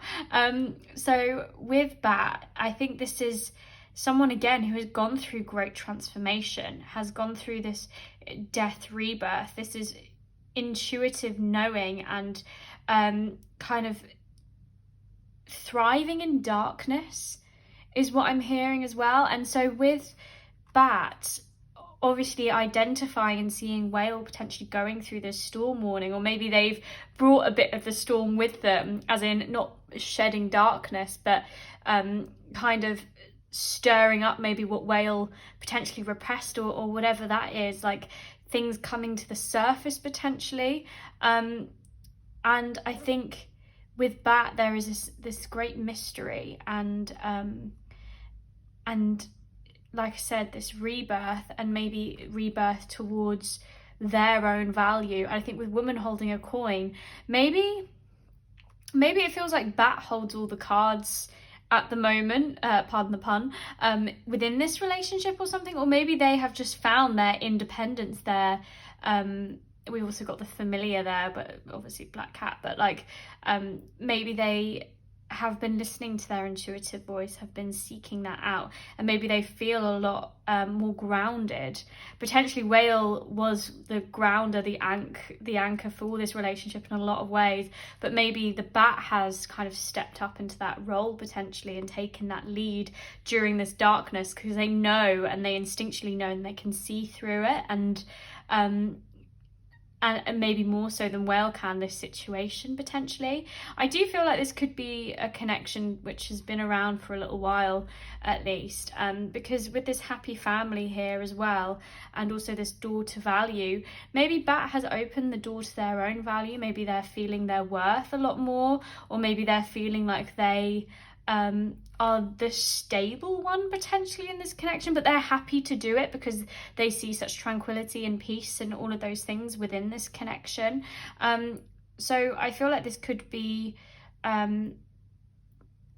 much more established relationship potentially, but if it feels more like no contact separation, which I feel like it could be as well, I feel like Bat has found their independence, have found that, and sees this kind of family with Whale, sees this harmony of what could be, and is maybe opening the door to a commitment or a connection. And maybe that's why Whale feels off kilter or something like that. Or maybe Bat in this relationship at the moment is, if it feels like slightly more established, maybe is taking some financial lead in some way potentially, or maybe has even like reached out to Whale about, you know, it could be a job or a commitment or something like that, or home, or it feels like the door has been opened, and I feel like Bat has wedged it, whatever it is. Maybe that is just communication, and that's why I said like holding all the cards. Maybe it's thrown Whale off kilter because maybe there has been that no contact. If that's how it resonates, this is an interesting mix of energy within this pile. So I'm really interested to see how it develops as well with their thinking about this connection. But I think Bat is strongly planted in themselves and their independence in a lot of ways, and how they've come about this through their transformation, and is kind of ready to express it to the world, even, and kind of showing how they've overcome the darkness of what maybe was going on before, maybe fears and anxieties that they had faced and they've conquered, and they've taken flight from potentially, and I think what they may be hiding or keeping slightly kind of closer to their chest, as it were, is that there is this kind of 10 of Cups feeling that maybe they get with Whale, like kind of that stability and that kind of full heart that they see, which feels very mirrored to Whale too. And with this door to value, maybe they feel like they can see again that I'm hearing 10 of Cups and 10 of Pentacles, like the kind of both cards, the wealth, the family, and family can look different for other people and different people, but it just feels like there's so much opportunity here for both parties, whether this is an established or no contact or whatever situation. So that is the connection that we're looking at, the two energies.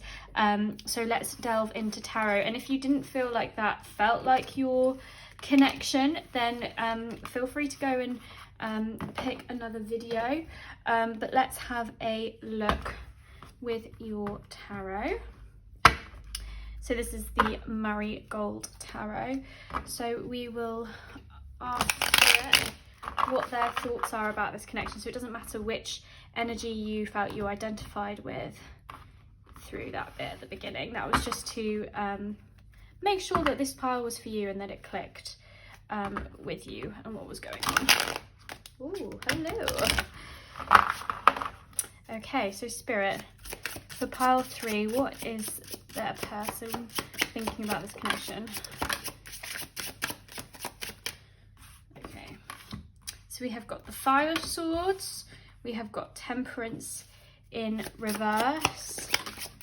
So what are they thinking about this connection? We have got the 3 of Swords.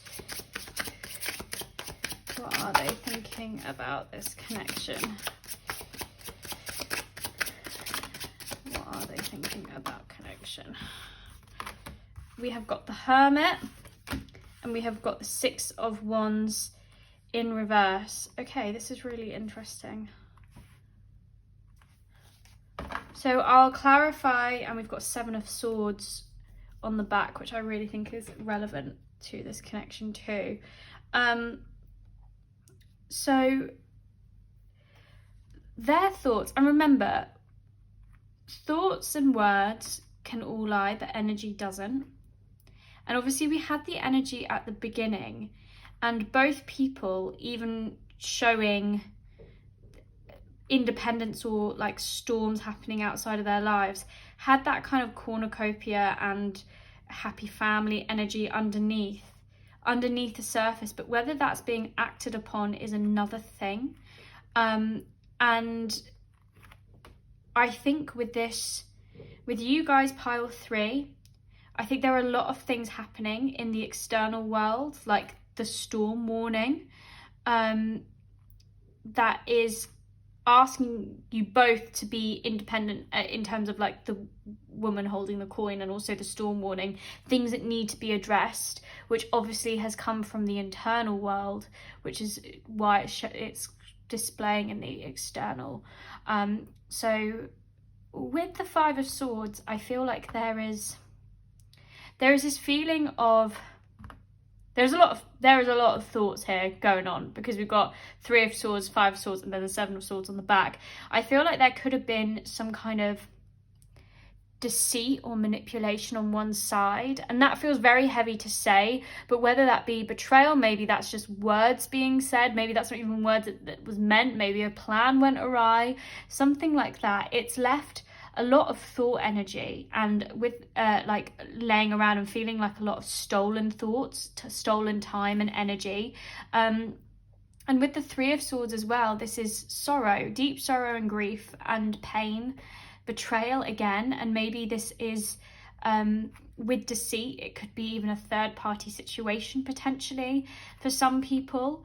But it feels like disruption, pain, and it doesn't speak well of, you know, happy relations in a lot of ways, in terms of their thoughts. And I feel like their thoughts are either elsewhere outside of this connection, or just not even knowing where to begin with what thoughts are going up. Like, it feels like there's so much to unpick for themselves, because I feel like they feel like a lot of things have been stolen from them, whether this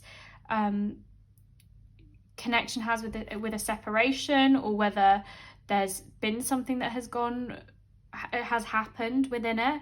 But with the 5 of Swords, it feels like there's this kind of victory tinged with defeat in a lot of ways. Like maybe they feel like they've overcome a lot, but then they've realized that they haven't, and they've had victories in terms of their thoughts, but actually they're not as satisfied as they were hoping. Or maybe they feel like they've been too quick or too hasty to serve themselves, and actually that's even though it served them in the short term, maybe in the long term it hasn't, and there's this feeling like the ongoing battle. So maybe they don't feel like they can give up on this connection. Maybe they feel like there is still potential for more and stuff that they still need to learn and grow. But with this Temperance in reverse, like I was saying, with finding internal balance, their thoughts are going to external things. It's like they're firefighting at the moment, putting out fires all over the place, and it feels like they are not allowing their internal world to have the breathing room that it needs. And that's desperately what Spirit is calling for them to do. And it feels like they are not reconciling between their external and their internal. It's like they are maybe even being pushed into things, or actively self-sabotaging is what I'm hearing in a lot of ways, like causing themselves even more pain, and in turn that affects the people around them as well. I don't feel like they're being patient with themselves. I don't feel like there is I feel like there's a lot of self-criticism and judgmental talk going on within them, and I feel like it doesn't matter which person it was, whether it was whale or whether it was bats. It feels like the things that they have achieved in this Six of Wands, they are not noticing, like the victories that they've conquered or things like that. It feels like they are slipping into old stories, old patterns of behavior or whatever it is, or are actively chasing things that don't make them happy, or filling themselves up with things that they don't need. And it feels like they are stuck in this illusion, stuck in this kind of feeling of, it's not even woe is me, it feels darker than that, which and my heart really goes out. It goes out because I know the self-sabotaging, the ways that you can self-sabotage yourself, but it's like they don't have they're not even pouring anything into themselves, basically. They're not even putting themselves first. They're putting other things first, whether that be job, career, whether that be chasing money, sex, politics, whatever it is. It just, they are in a dark place at the moment.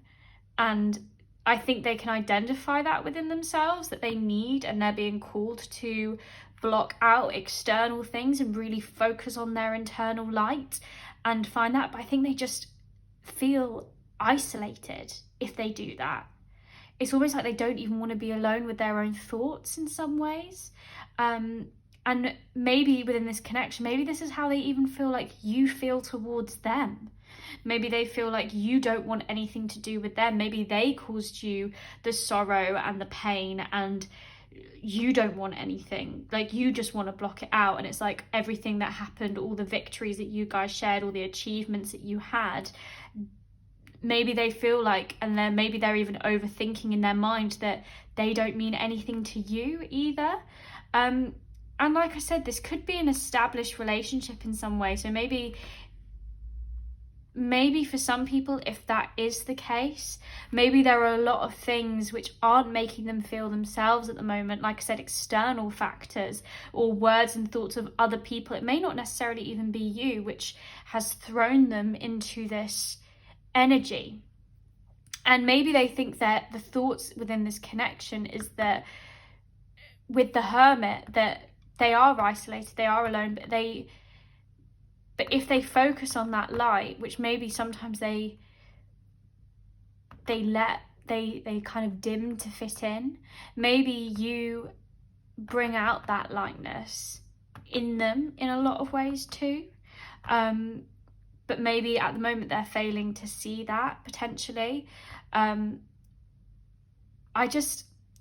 feel like they just are trying to fill themselves up with things they don't need, because they don't truly want to confront maybe things that are going on internally, because maybe they do feel like even if you are a supportive partner who is in an established relationship with this person, like I said,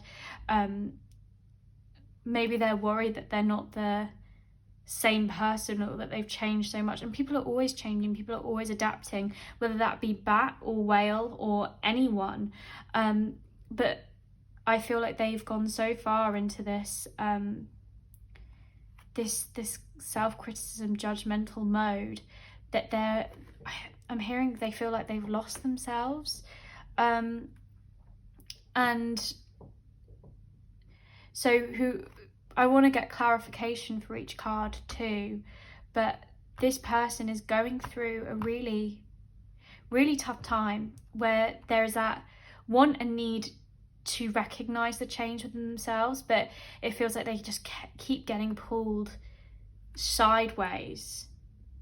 It's like it's like a complete rupture, basically, within their mind, as it were. So whether that be, like I said, within this connection, and the thoughts about this connection is causing that pain, or whether it is external things that has caused it, and actually this you were like a beacon to them, it will resonate differently for you depending on the nature of the connection. And like I said, there are a few different scenarios for at the beginning. So we've got the Four of Swords for the Five of Swords, we have got the Five of Cups underneath Temperance in reverse. For Three of Swords, we have got the Page of Rings.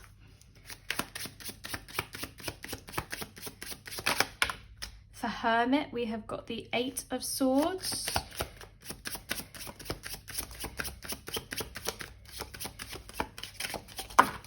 And for the Six of Wands in reverse, we have got the Six of Swords, and on the back we have Judgment.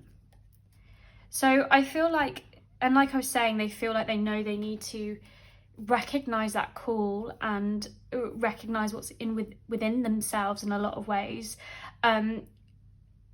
And like I said, slipping between the both. There's that want to really look internally, but then there's external things. The fact is, and this is what Spirit is saying, they have heard that call of change, that alarm bell, that almost wake up.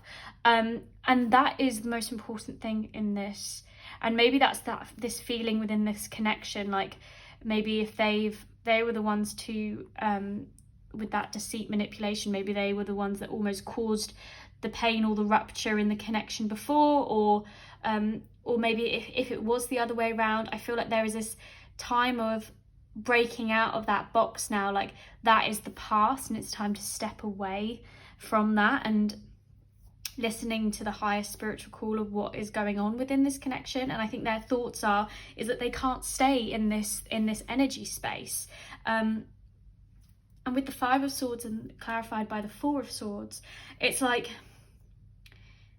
I was saying with that victory tinged in deceit, I feel like it's coming to terms with their actions, or the actions that happened within this connection, because it takes two people to tango as well, and I think they know that. And I think with the Four of Swords, they've been actively waiting, sorting their thoughts, especially after the Three of Swords too, and really contemplating not necessarily what their next step is, but what is going on for them.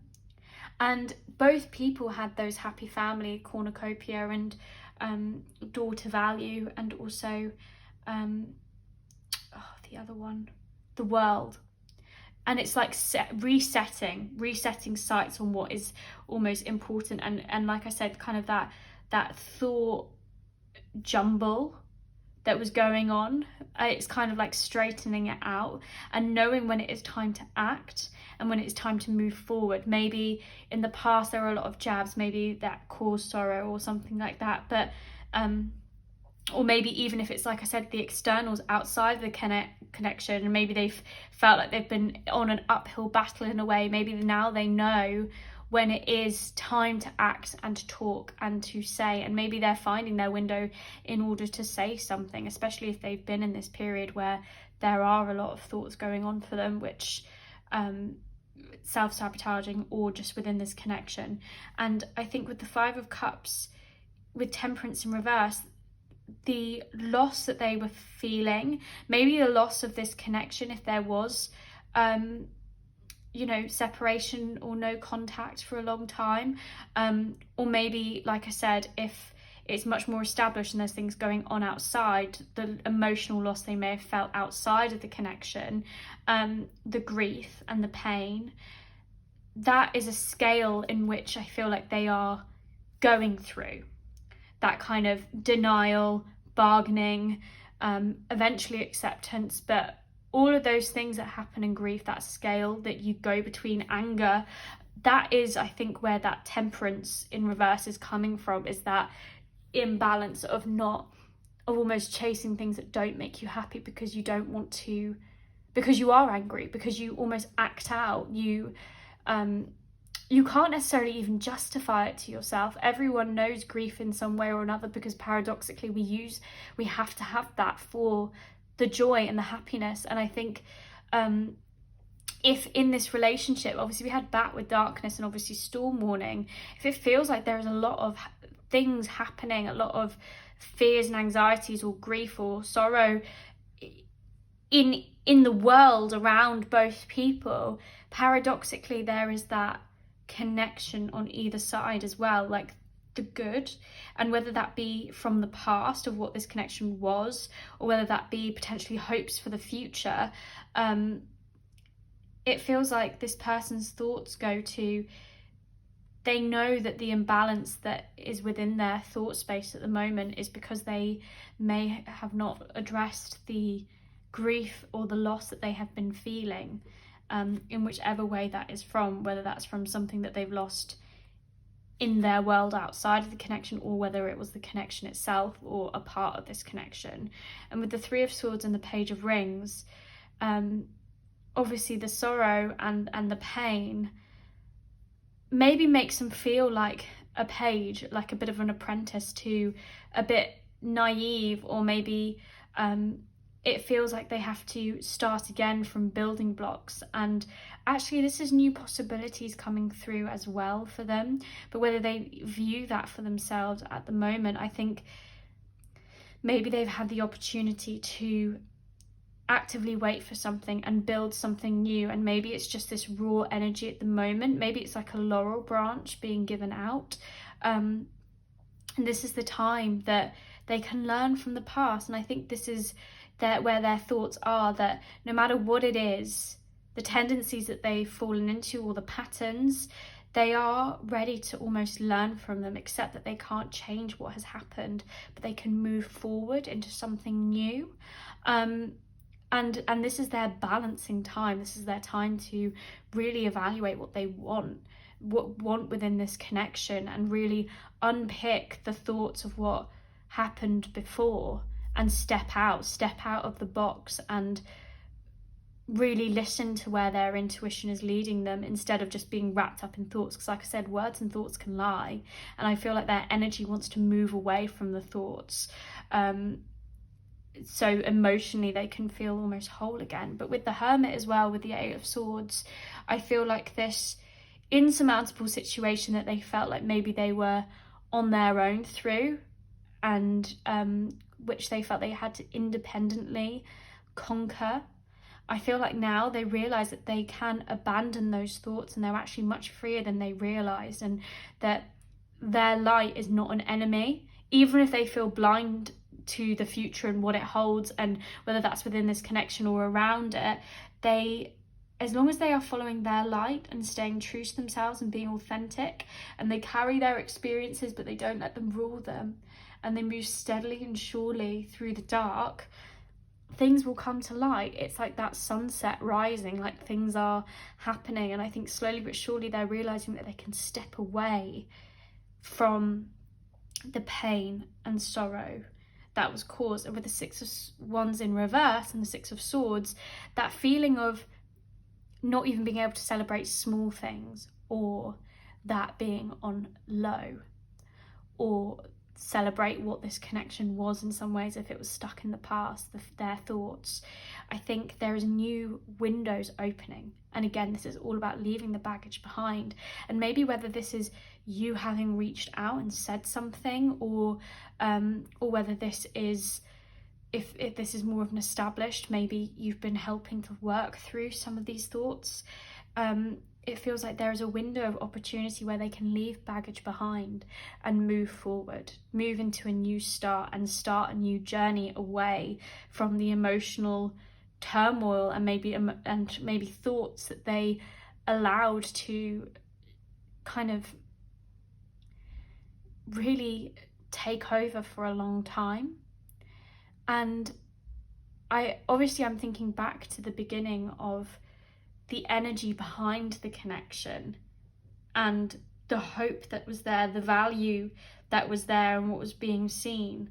And with the Judgment, it feels like there is a spiritual calling here for some lesson to be learned, whether that's, and I know there feels like there's a lot of things, and maybe some things do not resonate with your situation, and I completely understand that, and I'm sorry that it feels like there's a lot of things to unpick, but there are a lot of different energies here, so take what resonates with yours and leave what doesn't, please. But it feels like for every one watching, that there is this kind of new phase coming about to leave the old and bring about new things. And I think there is hope behind both people within this connection, hope of what could be, because maybe of energy that has happened already, or the energy of what people are now presenting, or it's that reading, that kind of breaking out of the box. It feels like there is a new path ahead, that alarm bell, this wake-up call to the happy family, the cornucopia, the world, the door to value. It feels like there is something that is shocked within this connection, and whether that's been established and it's been there for a long time, and maybe things have happened over the top and overlaid it, maybe caused no separation, no contact, or just felt like there's been a bit of a storm between, or whether this is like I said, no contact separation. It's there is this new way of viewing and this new learning to be had, and this truth seeking kind of judgment, in order to tread a new path. So I'm going to get some channeled messages for you guys as well. So let's have a look-see. So I need to work on myself, which I think for both people within this connection is probably quite prevalent as well. I can't stop thinking about you. We have got I want to hold your hand. We've got I've never felt like this about anyone before. And also I trust you. Okay. So I feel like with this I need to work on myself, obviously, whether it's both or kind of just them in some ways. I think that both people have gone through this rebirth or transformation, or maybe one person definitely is now, but one person has. I think both people need to fill their cups up first, and that's what Spirit's saying here. But I think there are these, with the I can't stop thinking about you, whether that's the pain and disruption that's been caused, or maybe whether they hurt you or you hurt them, or mixture, or whatever it is. I think there's this thoughts keep going towards one another. It's almost like the boomerang or the elastic band effect. Like the further you go away, the more it kind of feels like you're springing back. And maybe that's like that kind of scale of grief, like it just keeps going back and forth, and they just can't wrap their heads around it in some ways. And with the I want to hold your hand and the I've never felt like this way before, I got this image of just kind of sitting down and just talking and like having this open, honest conversation. And this I want to hold your hand, like either hold your hand through it and be there for you, and with the I trust you as well. I think even if there has been manipulation, deceit, potentially lies, or whatever it is, there's this feeling that deep down in the core, there's this almost spiritual thing of you get me, or with this hermit, you see my authentic self and I trust you. Maybe even despite all the thoughts or whatever's happened, it feels like they can't not, and obviously with the happy family and the cornucopia and everything, it feels like a relationship which has, even if it's a very short connection, it feels like it's transcended a lot already, or both people have transcended a lot and have a lot of thoughts or patterns or things that have happened in past relationships which are being brought in, or things that are happening outside that is really throwing both people off kilter, off their center. And it's like, at the core of it, even if it's happened within this connection, there is this trust almost despite all of it, which feels like and maybe you're watching this being like, this is absolutely ridiculous, but yes, like this, the connection is still there and it's still strong, and it's withheld a lot, or with like stood through a lot, even if there's not been talking, even if there is no contact and that kind of thing, like the feelings are still there. And that kind of loss and that feeling of grief and everything, those emotionally we can release things, but they never leave us.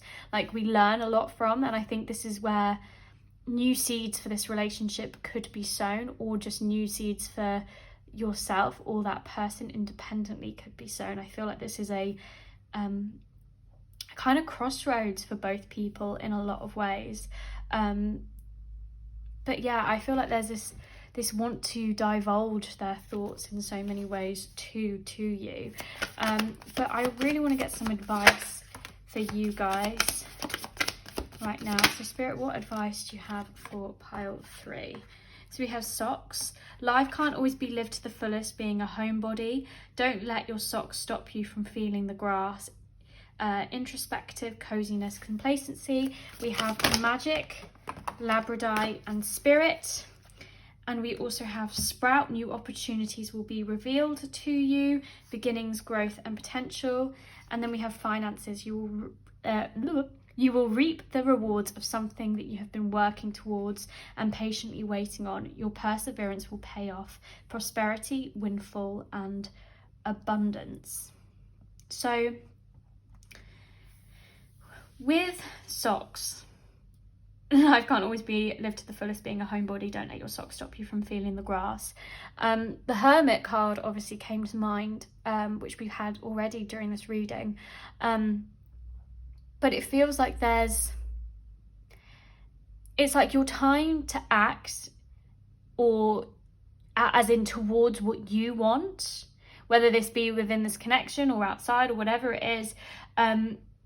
Spirit is saying, like with the magic card, it's very linked to the Magician. Like, it's your time to manifest exactly what you want, the reality that you see for yourself, and take action towards it. It feels like within this connection, if you've not been able to release it, or you feel like there's things that you want to talk about, or whatever it is, Spirit is saying, like, now is the time to act towards what you want. And your life can't be lived kind of keeping hold of what is inside, because obviously we've heard a lot of what their thoughts are, a lot of the pain or the sorrow and things like that, and maybe you've really been there for them as well and held their hand through this in so many ways, and it's like they are going through their stuff, but also you are, and you need to live your life to the fullest too, and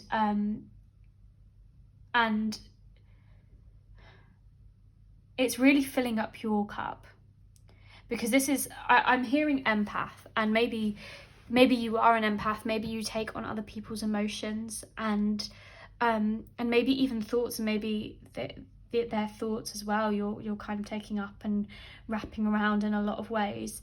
And in order to fully extend help and love and all of those things to others, you have to give it to yourself first, and you have got to live your authentic truth as well. And maybe the socks, maybe you feel like you've been in this bit of a bubble where you can really explore what you want and all of that kind of stuff, but it's almost time to take action towards what you want and ask spirit for it in a lot of ways, because there's new opportunities, things happening for you, new beginnings, new growth and potential. And maybe this is away from this connection if it's separation or no contact, or maybe that's within it, but it's that thing of you've got to water it.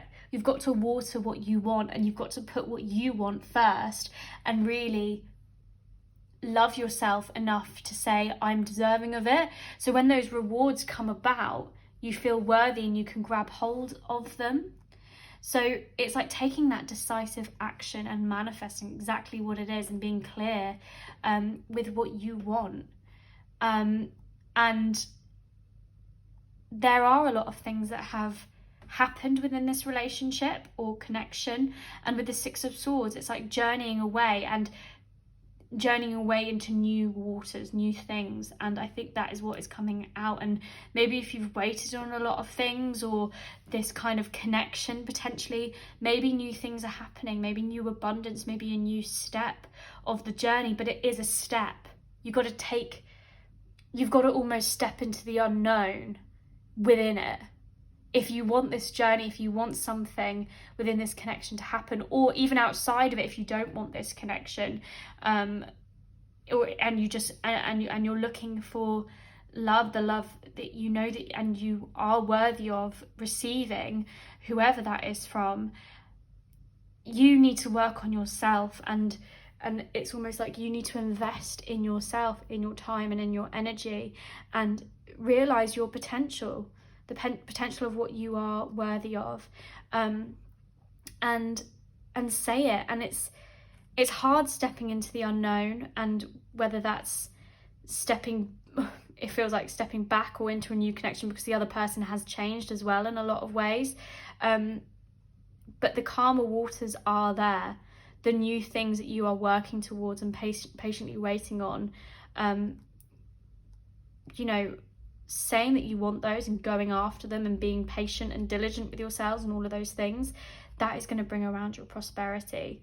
And it feels like you are breaking out of the box of what was, but you need to answer the call as well. I know that was for their thoughts as well, but judgment is there, I feel like, for both people. Don't allow other people, whether this is within, outside, this connection, whatever it is, to keep you in a box of repression in a lot of ways. You are bursting out the box, whether it's what this relationship was and you guys transcending into the future of what you want it to be. Don't get complacent. Don't allow yourselves to fall into those patterns of behavior potentially, or feel like this is challenging your thought patterns in a lot of ways. It's massive.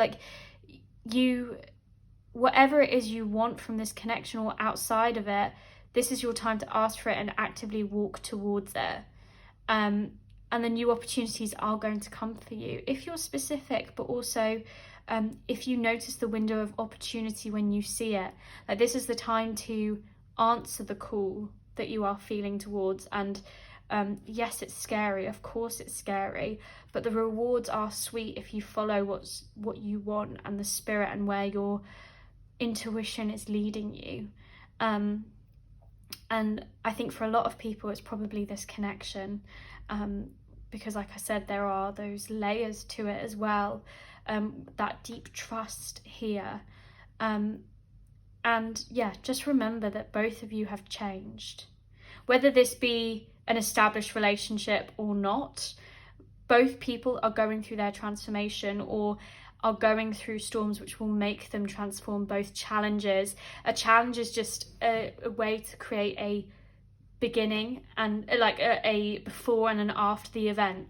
So it feels like you guys are going through your challenge no matter what stage or where this relationship is, and this is the time to learn, take accountability, and apply new seeds, plant new things in order for the future. And that means going out in the garden, taking your socks off, or putting shoes on so that you can go outside in the garden. You can garden in socks, but come on, guys. But this is the time to really do that, and to realise that you guys have both changed, and that this is the time for new intentions, new seeds. So, my glorious friends of pile 3, I'm going to leave this reading here for you guys today. I really hope it resonated. I hope the advice was useful. I'm sending so much love. Thank you for letting me read your cards today. I realise at this pile there were a lot of quite heavy things that we spoke about. I'm sending so much love to you, and also the person within this connection with you as well. And yes, my heart goes out to you, and my thoughts are with you. Just trust your path. Trust by aligning to your authentic truth and your intuition and that voice, and quieting your mind. The answers that you need and the opportunities that you deserve are going to be presented to you. So, my lovely friends, I'm going to leave this here. If you'd like to see me again, please do hit that subscribe button. I'd love to see you guys there. Until next time, I am sending so much love. Bye. Hello, my glorious friends of pile 4. So if you picked the Oriens Tarot and the Emerald, then this reading is going to be for you. I'm going to pop your tarot to the side whilst we look at the 2 energies within this connection, so you can check that this is your connection, and we'll explore the energy that they may be showing and the energy that they may be concealing or keeping close to their chest, as it were. So firstly, let's look at energy 1. So we have Panther, we have the Temple Path, we have Yin/Yang, but in the upright position it's Yin, and we have the World as well. And then in terms of energy 2, we have Octopus, we have the Sun, we have Indecision, and we also have Journey. So what they're keeping close to their chest is on the outside, what they're presenting on the inside. So firstly, let's talk about Panther. So Panther is represented by fire energy, so we could be looking at a Leo, Sagittarius or Aries, or within the chart. Some important placements could be those, but if it doesn't resonate like that, don't worry about it. The Panther energy is someone who is not standing for bull anymore, someone who is not allowing themselves to be stagnant. I feel like maybe within this connection, maybe there's been some stagnancy for some time or something, but I get more that it's their personality, that they are bold and brave, and they're almost saying it how they see it, because I feel like they've had this almost awakening to themselves in a lot of ways, and I think they've had a lot of a yin cycle at the moment underneath, which maybe they've not fully shared with Octopus.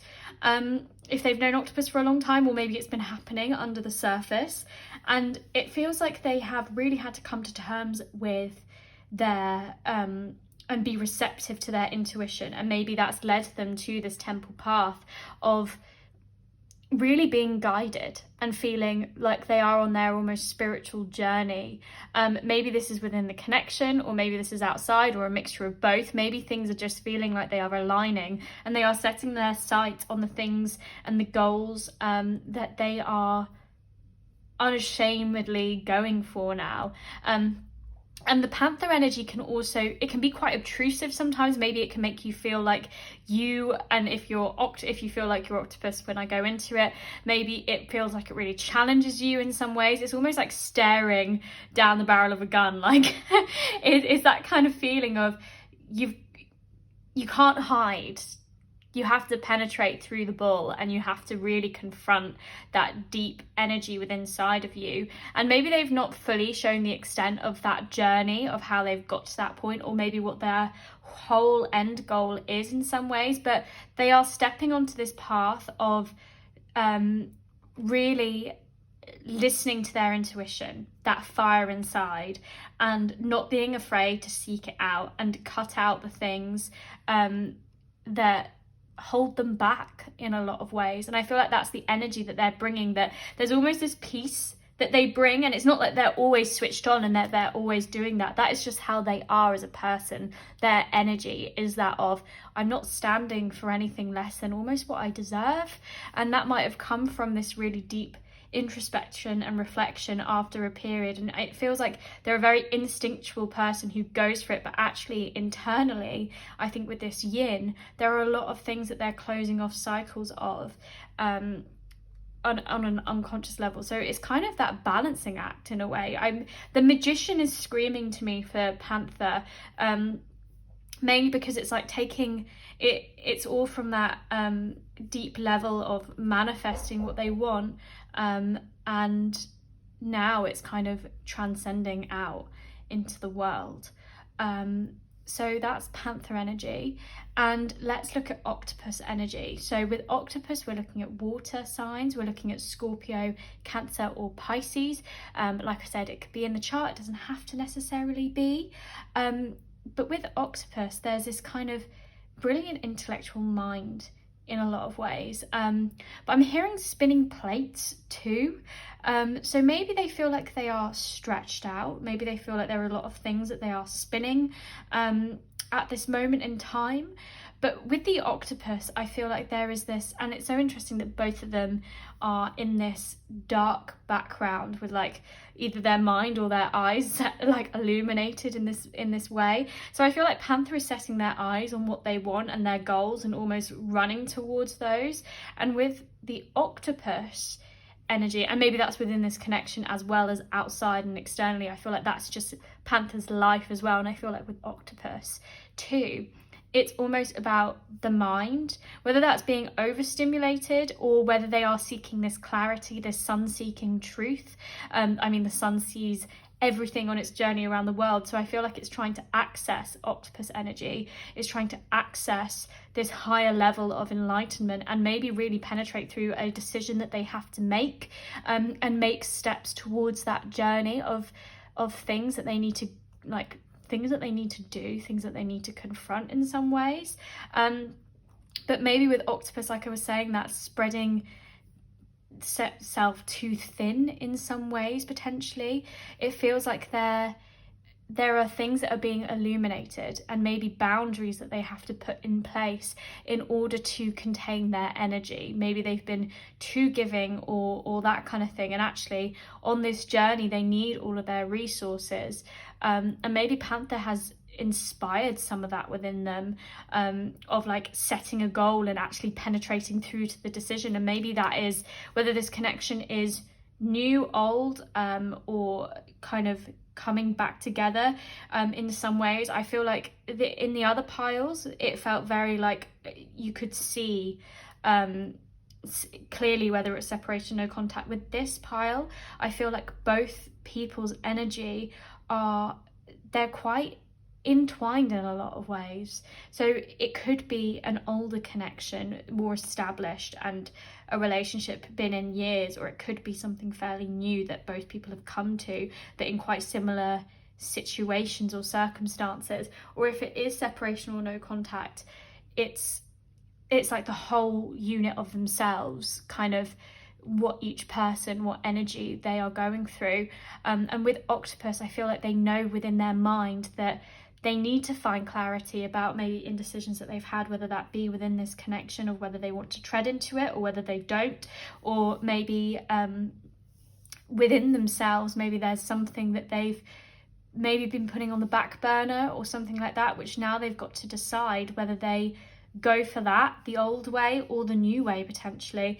And it feels like it's almost like the Fool jumping in with this journey card of like, I need to take everything I've learned with me and move away from the stagnant position of this crossroads potentially that they're in. And maybe Panther has inspired that within them, because they are walking potentially a new path with the Temple path, and setting their sights on. So it's almost like Octopus is seeing Panther setting their sights, and they know that it has to start with, well, their heart. Firstly, their heart's got to be in it in a lot of ways, but maybe they've allowed their mind to be overstimulated, to overthink the decision, and now it's actually just time to really weed out those thoughts in a lot of ways and set their sights on. And it's so funny how they're both cloaked. It's very similar energy but at different stages of the journey, but both people following their self-enlightenment and following almost their own path, which feels like it's almost entwined in some ways.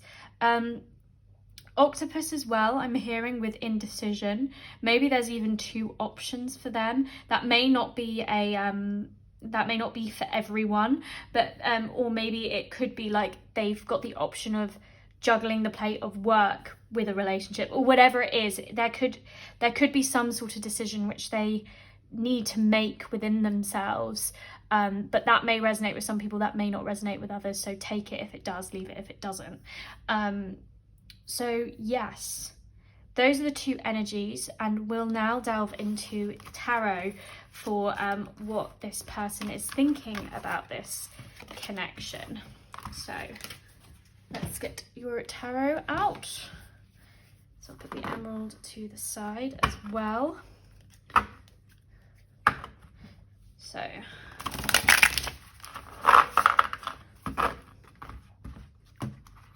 Spirit, for pile 4, what is that person thinking about this connection?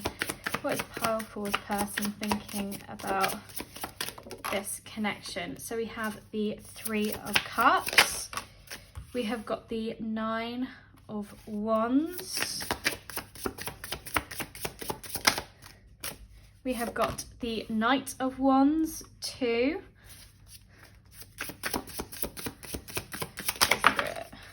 we have got the 4 of Wands, and we have also got the Emperor. Okay, and on the back we have got the 2 of Cups. All right, great. So I feel like we'll clarify each card as well, but we'll speak through them first. But I think the thoughts of this person, I think, towards this connection, but also towards you as well. We've got the Knight of Wands, which is linking sort of to our Panther in the fire energy, Leo, Sagittarius or Aries, if that did resonate with you. But I think they see with the 2 of Cups love, reciprocation, energy being reciprocated, this give and take, and this almost rare connection or initial attraction. And that doesn't mean necessarily that you haven't been in this connection for a long time. That it could be very established, and 3 of Cups would suggest great festivity and abundance and joy and like-minded souls coming together. And with 2 of Cups, it could be a soulmate connection in a lot of ways, but I feel like it's renewed energy, reciprocated energy that continues to water itself, as it were, like the love that you both pour into it, or the intention, the feeling that is poured into it constantly.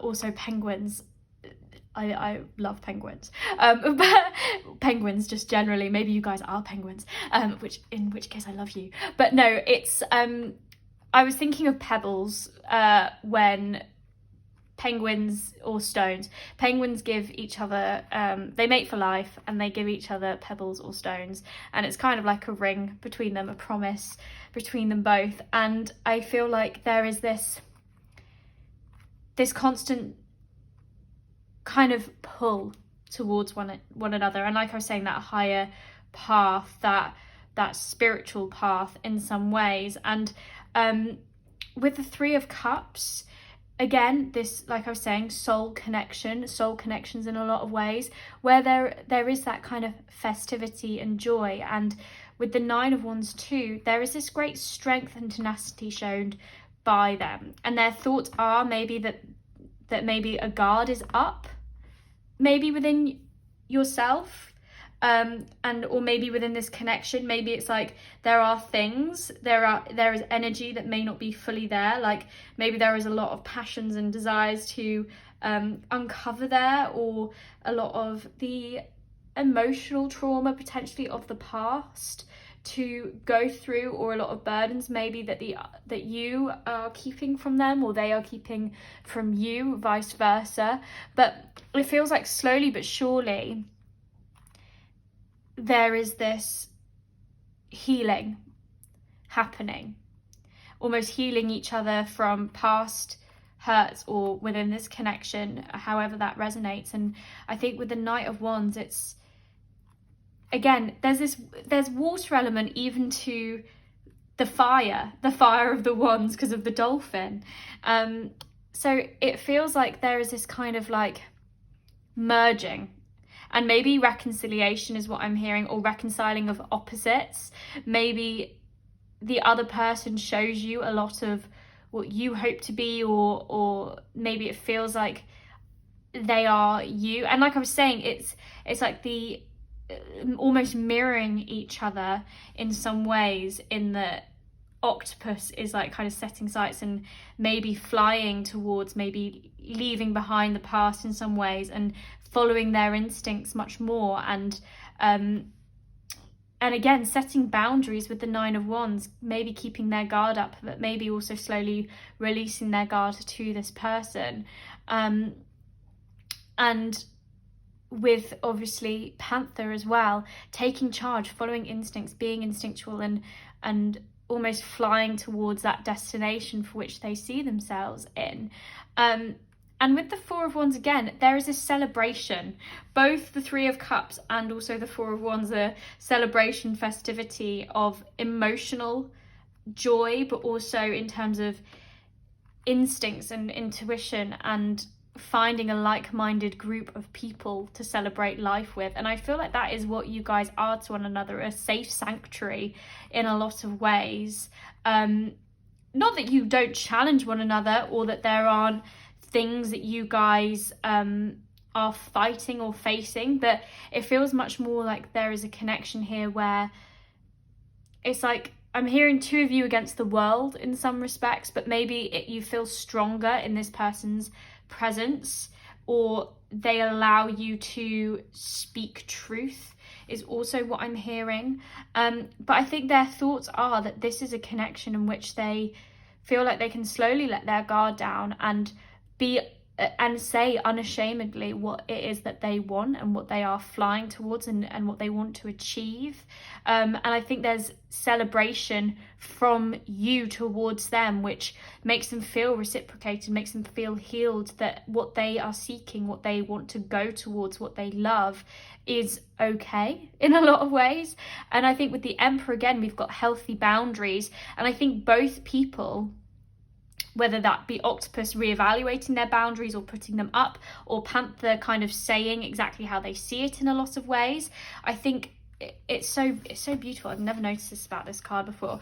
But on we've obviously got the head, and on the head is a picture of three mountains, three peaks, and I was just thinking about the octopus, how that was lit up, that that brain, as it were, of theirs. But also the elephant is a symbol for removing, or you know, not removing, but pushing past obstacles in a lot of ways. And it feels like there is this control and taking control of life, but also pushing past the mountains, pushing past the obstacles. And whether that's the obstacles within this connection, whether that be physical obstacles, like things like time or physical distance or whatever that is, or whether that's other things happening in life that you have to push through. It feels like it's kind of taking control of the things that you want and what they want as well. I feel like both energy is very reciprocated. So if I say you, they, it's because I feel like it's mirrored in some ways. And I think their thoughts are that of, they feel like they can be in control, that they are not swept up, like they are grasping for their control a lot more, and finding the control and order within their lives and pushing past those obstacles. Because I think both people are establishing their boundaries for what they will and won't receive, whether that's within love connections or outside of it. And there is a lot of strength, and I think their thoughts are of your energy makes them feel stronger, and that they have more control, and that it's like one area of their life is emboldened and strengthened because they feel secure in reciprocated energy. It's like they don't have to play any games or overthink the mark or anything like that, because it's almost like they can bare their soul, they can say what their dreams and desires are, they can let that guard down even if it's a little bit harder. And I said this for another pile earlier, it's almost like letting the gate down. It's like the fortresses that we create for ourselves, like the healthy shell of energy we won't accept, you know, the boundaries. It's like when we let someone see that, or almost say why we have those there, and almost let the gate down and almost explain the boundaries, that's power. And I feel like it feels like there is that going on within the connection in a lot of ways, and their thoughts are that they do have order and stability and control in their lives in a lot of ways, but they don't need to that doesn't need to be their only setting and their only mode. I feel like it's that almost softening to something and almost reevaluating what their boundaries are, because the energy is right in some ways. Not that they're like overthrowing their principles or anything like that, but that there's respect of boundaries from both people. And it feels like the intuition is almost guiding towards one another. And like I said, soulmate connection with that Two of Cups, potentially if you resonate with that, I think that's where their thoughts are, that this is a powerful connection that renews and heals, and it feels rooted in the future as opposed to the past. It's like they don't, all the boundaries that they put in place because of past things that happened, past obstacles that they've overcome or they are overcoming, it kind of this makes them realize that that was important to go through in order to have this on the other side, to have this person that sees them on a soul level in a lot of ways. So I want to get clarification for each card. So with the Three of Cups, we have the Page of Wands. So again, more fire energy here. So let's clarify the Nine of Wands, Spirit. Ooh. I'm going to take Judgment. Oh, hello. Just there. And with the Knight of Wands, we have got the Lovers. And with the Four of Wands, we have got Strength. And with the Emperor, finally, we have the Six of Swords and also Justice. I'll take both cards for that. And then on the back, we have the Moon as well. So, firstly, with this Three of Cups, this kind of soul connection, everything, it feels like,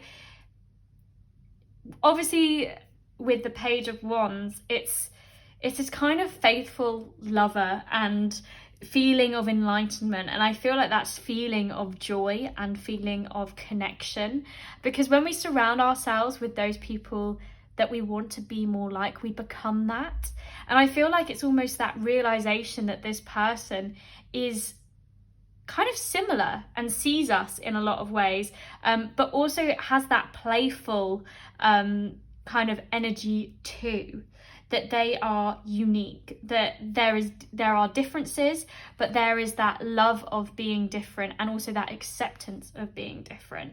And it feels like this is really raw, unformed intuition in a lot of ways that maybe in past connections hasn't been felt as much, but this just feels very natural, very instinctual. Like, you guys can be vulnerable and playful with one another, and it's almost, I get this air of silliness too, that you can joke and laugh and and almost just be accepted for being yourself, and even if that self you don't know completely, sort of thing. And I know at the beginning, Panther, we were saying, you know, very like eyes set on the prize of what they want and all of those things, but there is that kind of through the temple path and that yin energy, that accepting what energy feels right for them too, and their thoughts, and whether that be octopus or Panther, because octopus as well was going through those, putting up, finding that joy with the Sun card, seeking that clarity and almost love as well, like that childlike love. And I think that's what Page of Wands is following where your intuition, that kind of inner child, but also that where that spark goes, that fire within.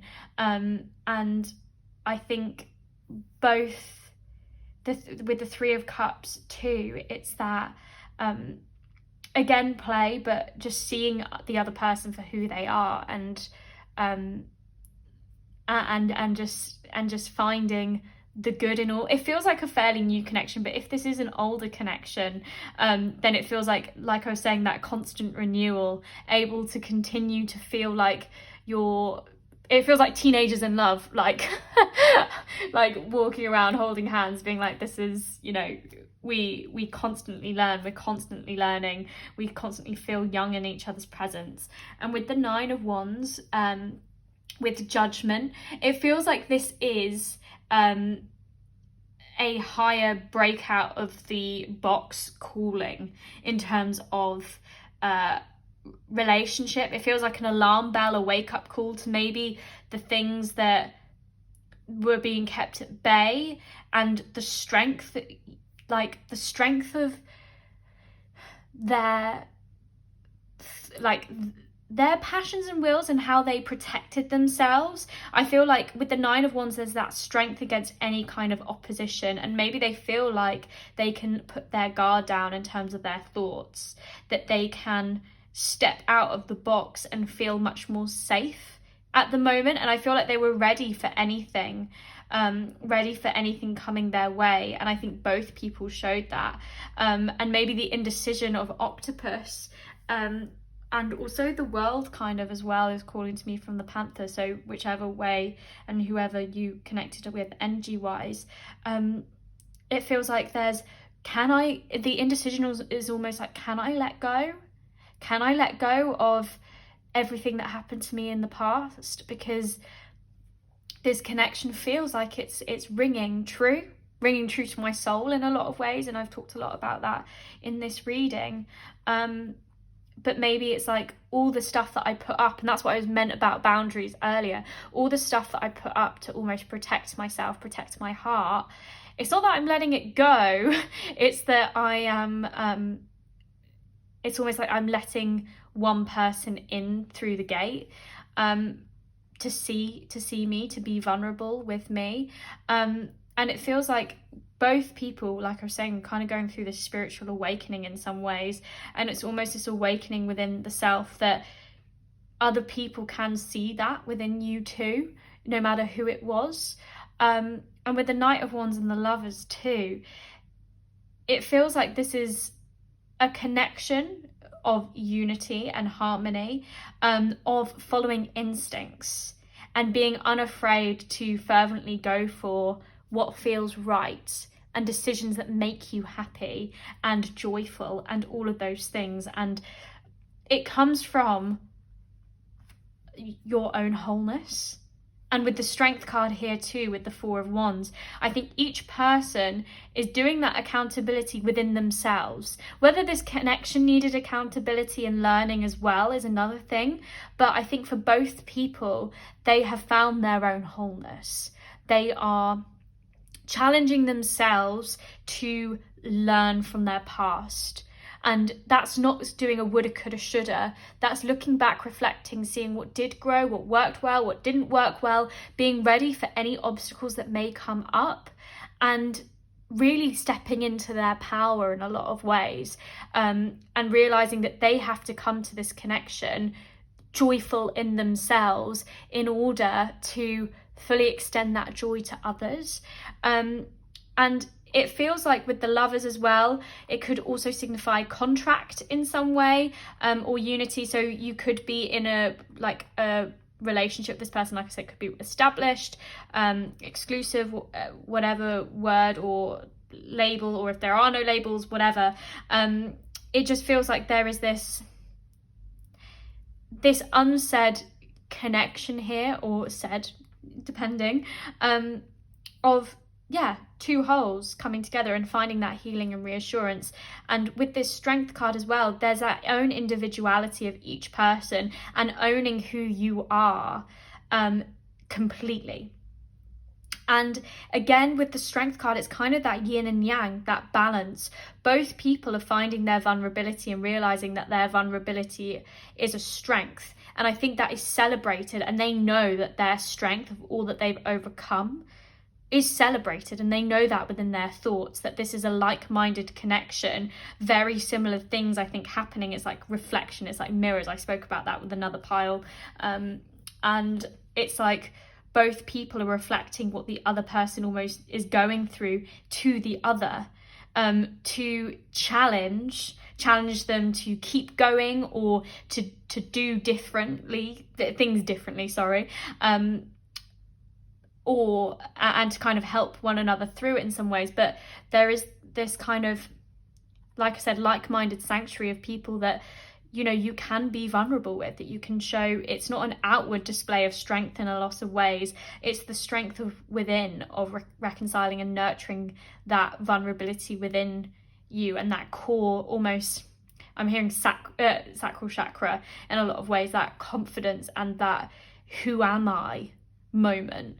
And that doesn't always get presented through a roaring line. That's setting your sights on goals. And I think whether maybe goals are completely different for each person, but you can both respect that and respect the boundaries and also what the other person wants to create. And I think that those thoughts of, I don't need to, even if the other person doesn't get it completely, I don't need to prove that to them, or they don't need to prove that to me. There's that kind of acceptance that each person is their own person, is following their own dreams and ambitions, but it's the energy which is similar of, we are both seeking our joy, and it happens that we're both crossing the path together. And that's, I think, the thoughts of what they hold in their mind, is that they can go for what they want, they can hear their calling and trust that that is for them. And with the Emperor paired with the Six of Swords and the Justice card, this is what I meant by the boundaries and the obstacles and the mountains to climb. Like the stormy seas that potentially this person has gone through in terms of their thoughts, and they can start to leave the baggage behind, because I feel like a window has been opened and much more tranquil waters are on their way. And that's all from balancing the past to the future and taking accountability for actions and releasing the past, not letting it rule them anymore, because their boundaries up until this point are based upon what has happened to them in the past. And I think now they're getting to that realization that they can sow new seeds, that they can reevaluate boundaries, and people can always do that based on what is happening in this moment. And I think there is this kind of window that they see for themselves, and with this moon, maybe they can address some of the fears and anxieties on an unconscious level that they've been feeling, that feeling of maybe being isolated. And obviously we had the Two of Cups kind of in this position earlier as well. So I feel like there is this balancing of almost reconciling fears and anxieties and really taking a kind of looking at them and addressing them and not being afraid of what is cropping up, and maybe even revealing that to the other to find healing and reassurance. And I feel like there's just acceptance here. And with Justice, it's truth too. Like the truth of their thoughts, the truth of the boundaries that they're creating, the truth of the life that they want to live, and seeking that truth. And I think that's where their thoughts are, that this is a connection that helps support them do that. And that doesn't mean holding hands through everything. It is that someone accepts who the other person is, and on an unconscious level, it's almost all of those things unsaid too.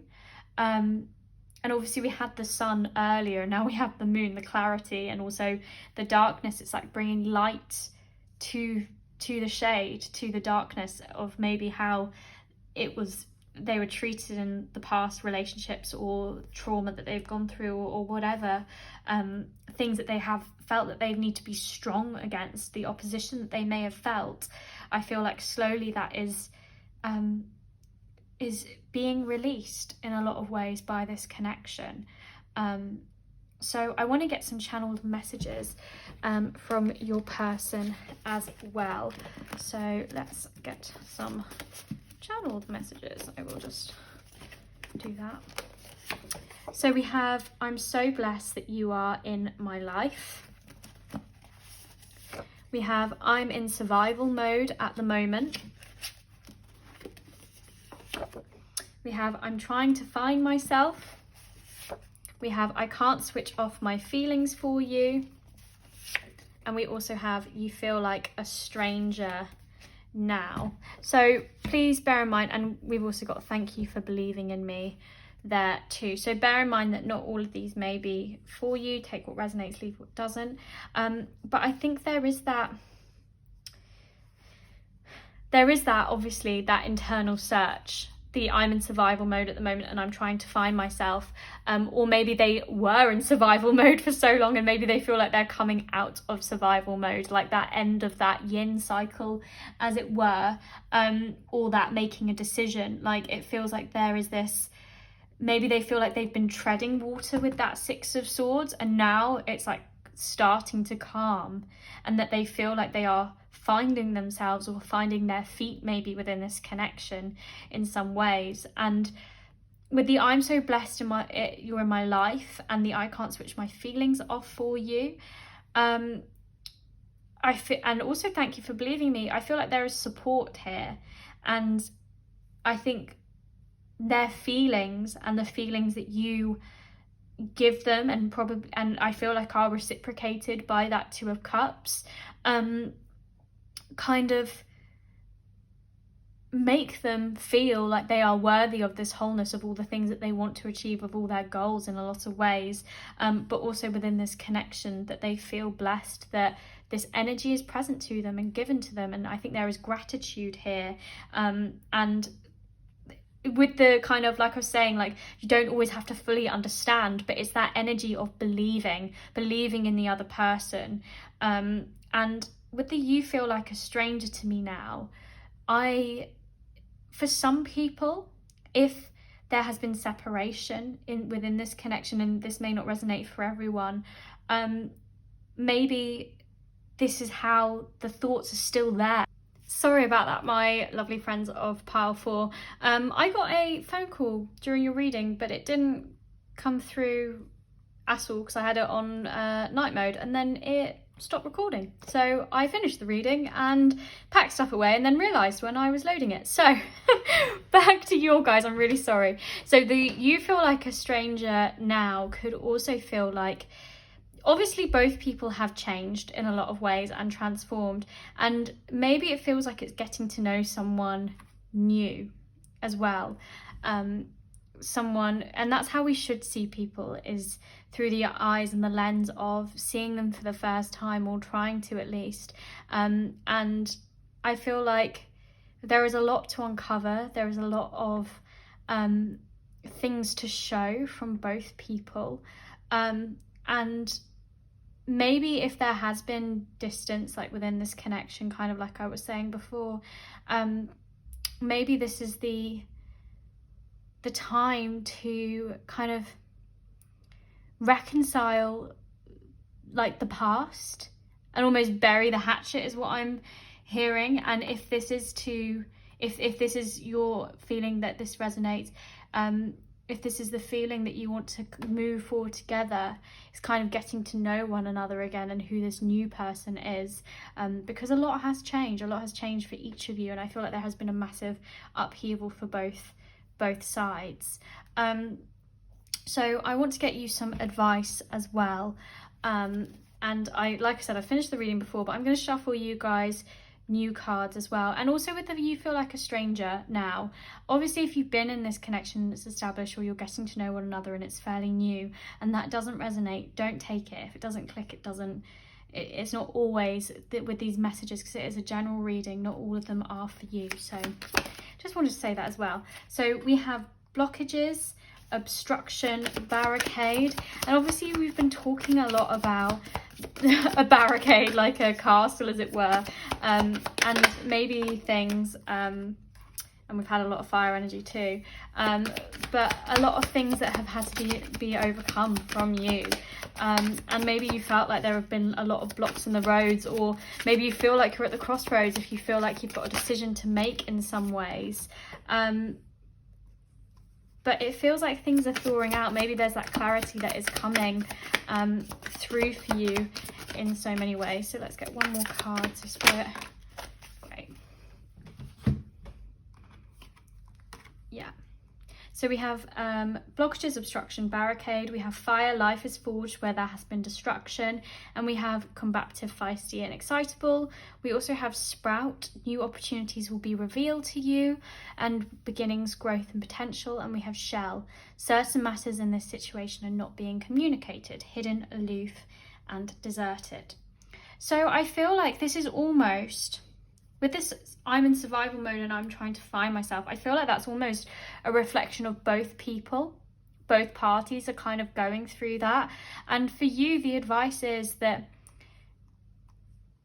with the shell, I feel like this person, we had that strength card, and we also, in the 9 of Wands, this person is unfurling just as much as you are. And with that stranger, like, they're revealing parts of themselves, and maybe this is deepening this connection, and maybe that's that stranger now. Maybe it's like showing a side that they don't show everybody. Maybe that's the bond that's growing deeper, and it's not that they are aloof or they're hiding anything, it's just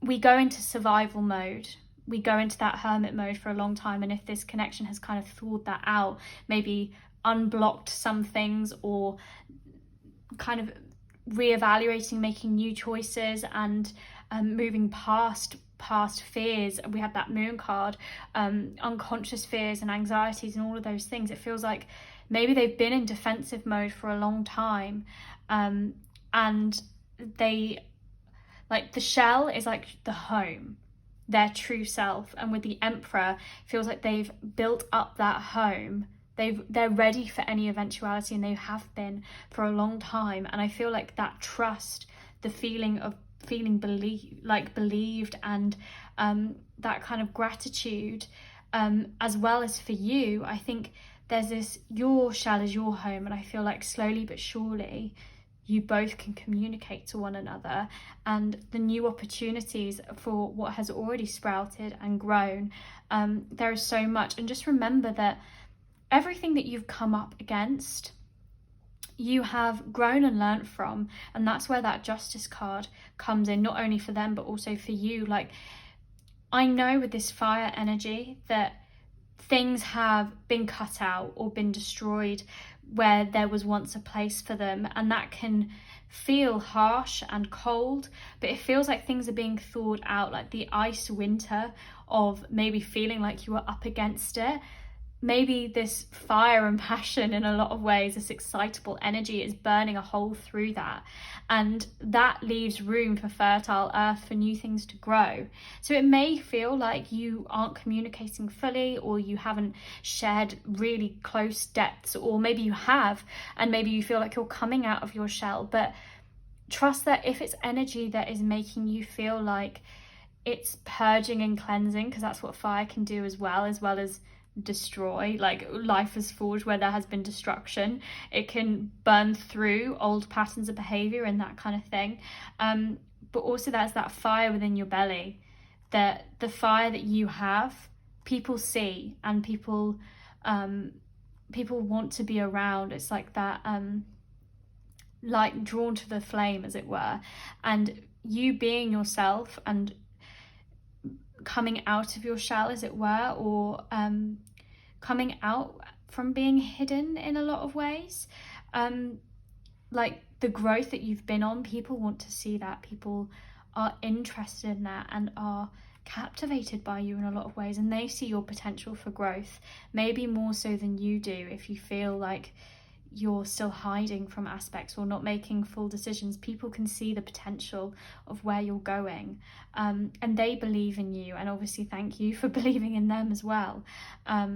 But Spirit says everything is happening for you, not to you. You know, you've done this work for yourself, and new opportunities are coming to you because you are deserving of them, because you are moving past obstacles in your way, because you are being authentic and true to yourself. And you are never alone with this deserted card and shell. You know, your body is your home. It's lived everything with you, and also in there resides your intuition and your light, and that is divinely guided. And you know, you can always ask for signs for whatever decision you're going through, any blockages you feel. It feels like in your internal world you've had to overcome so much, and that work is not undone by things changing around you as well. That is, the things are changing around you because you've done that internal work. And that is why new opportunities and things are sprouting. So at first it may feel really disconcerting, but know that it's happening for a reason, because of the work that you have done.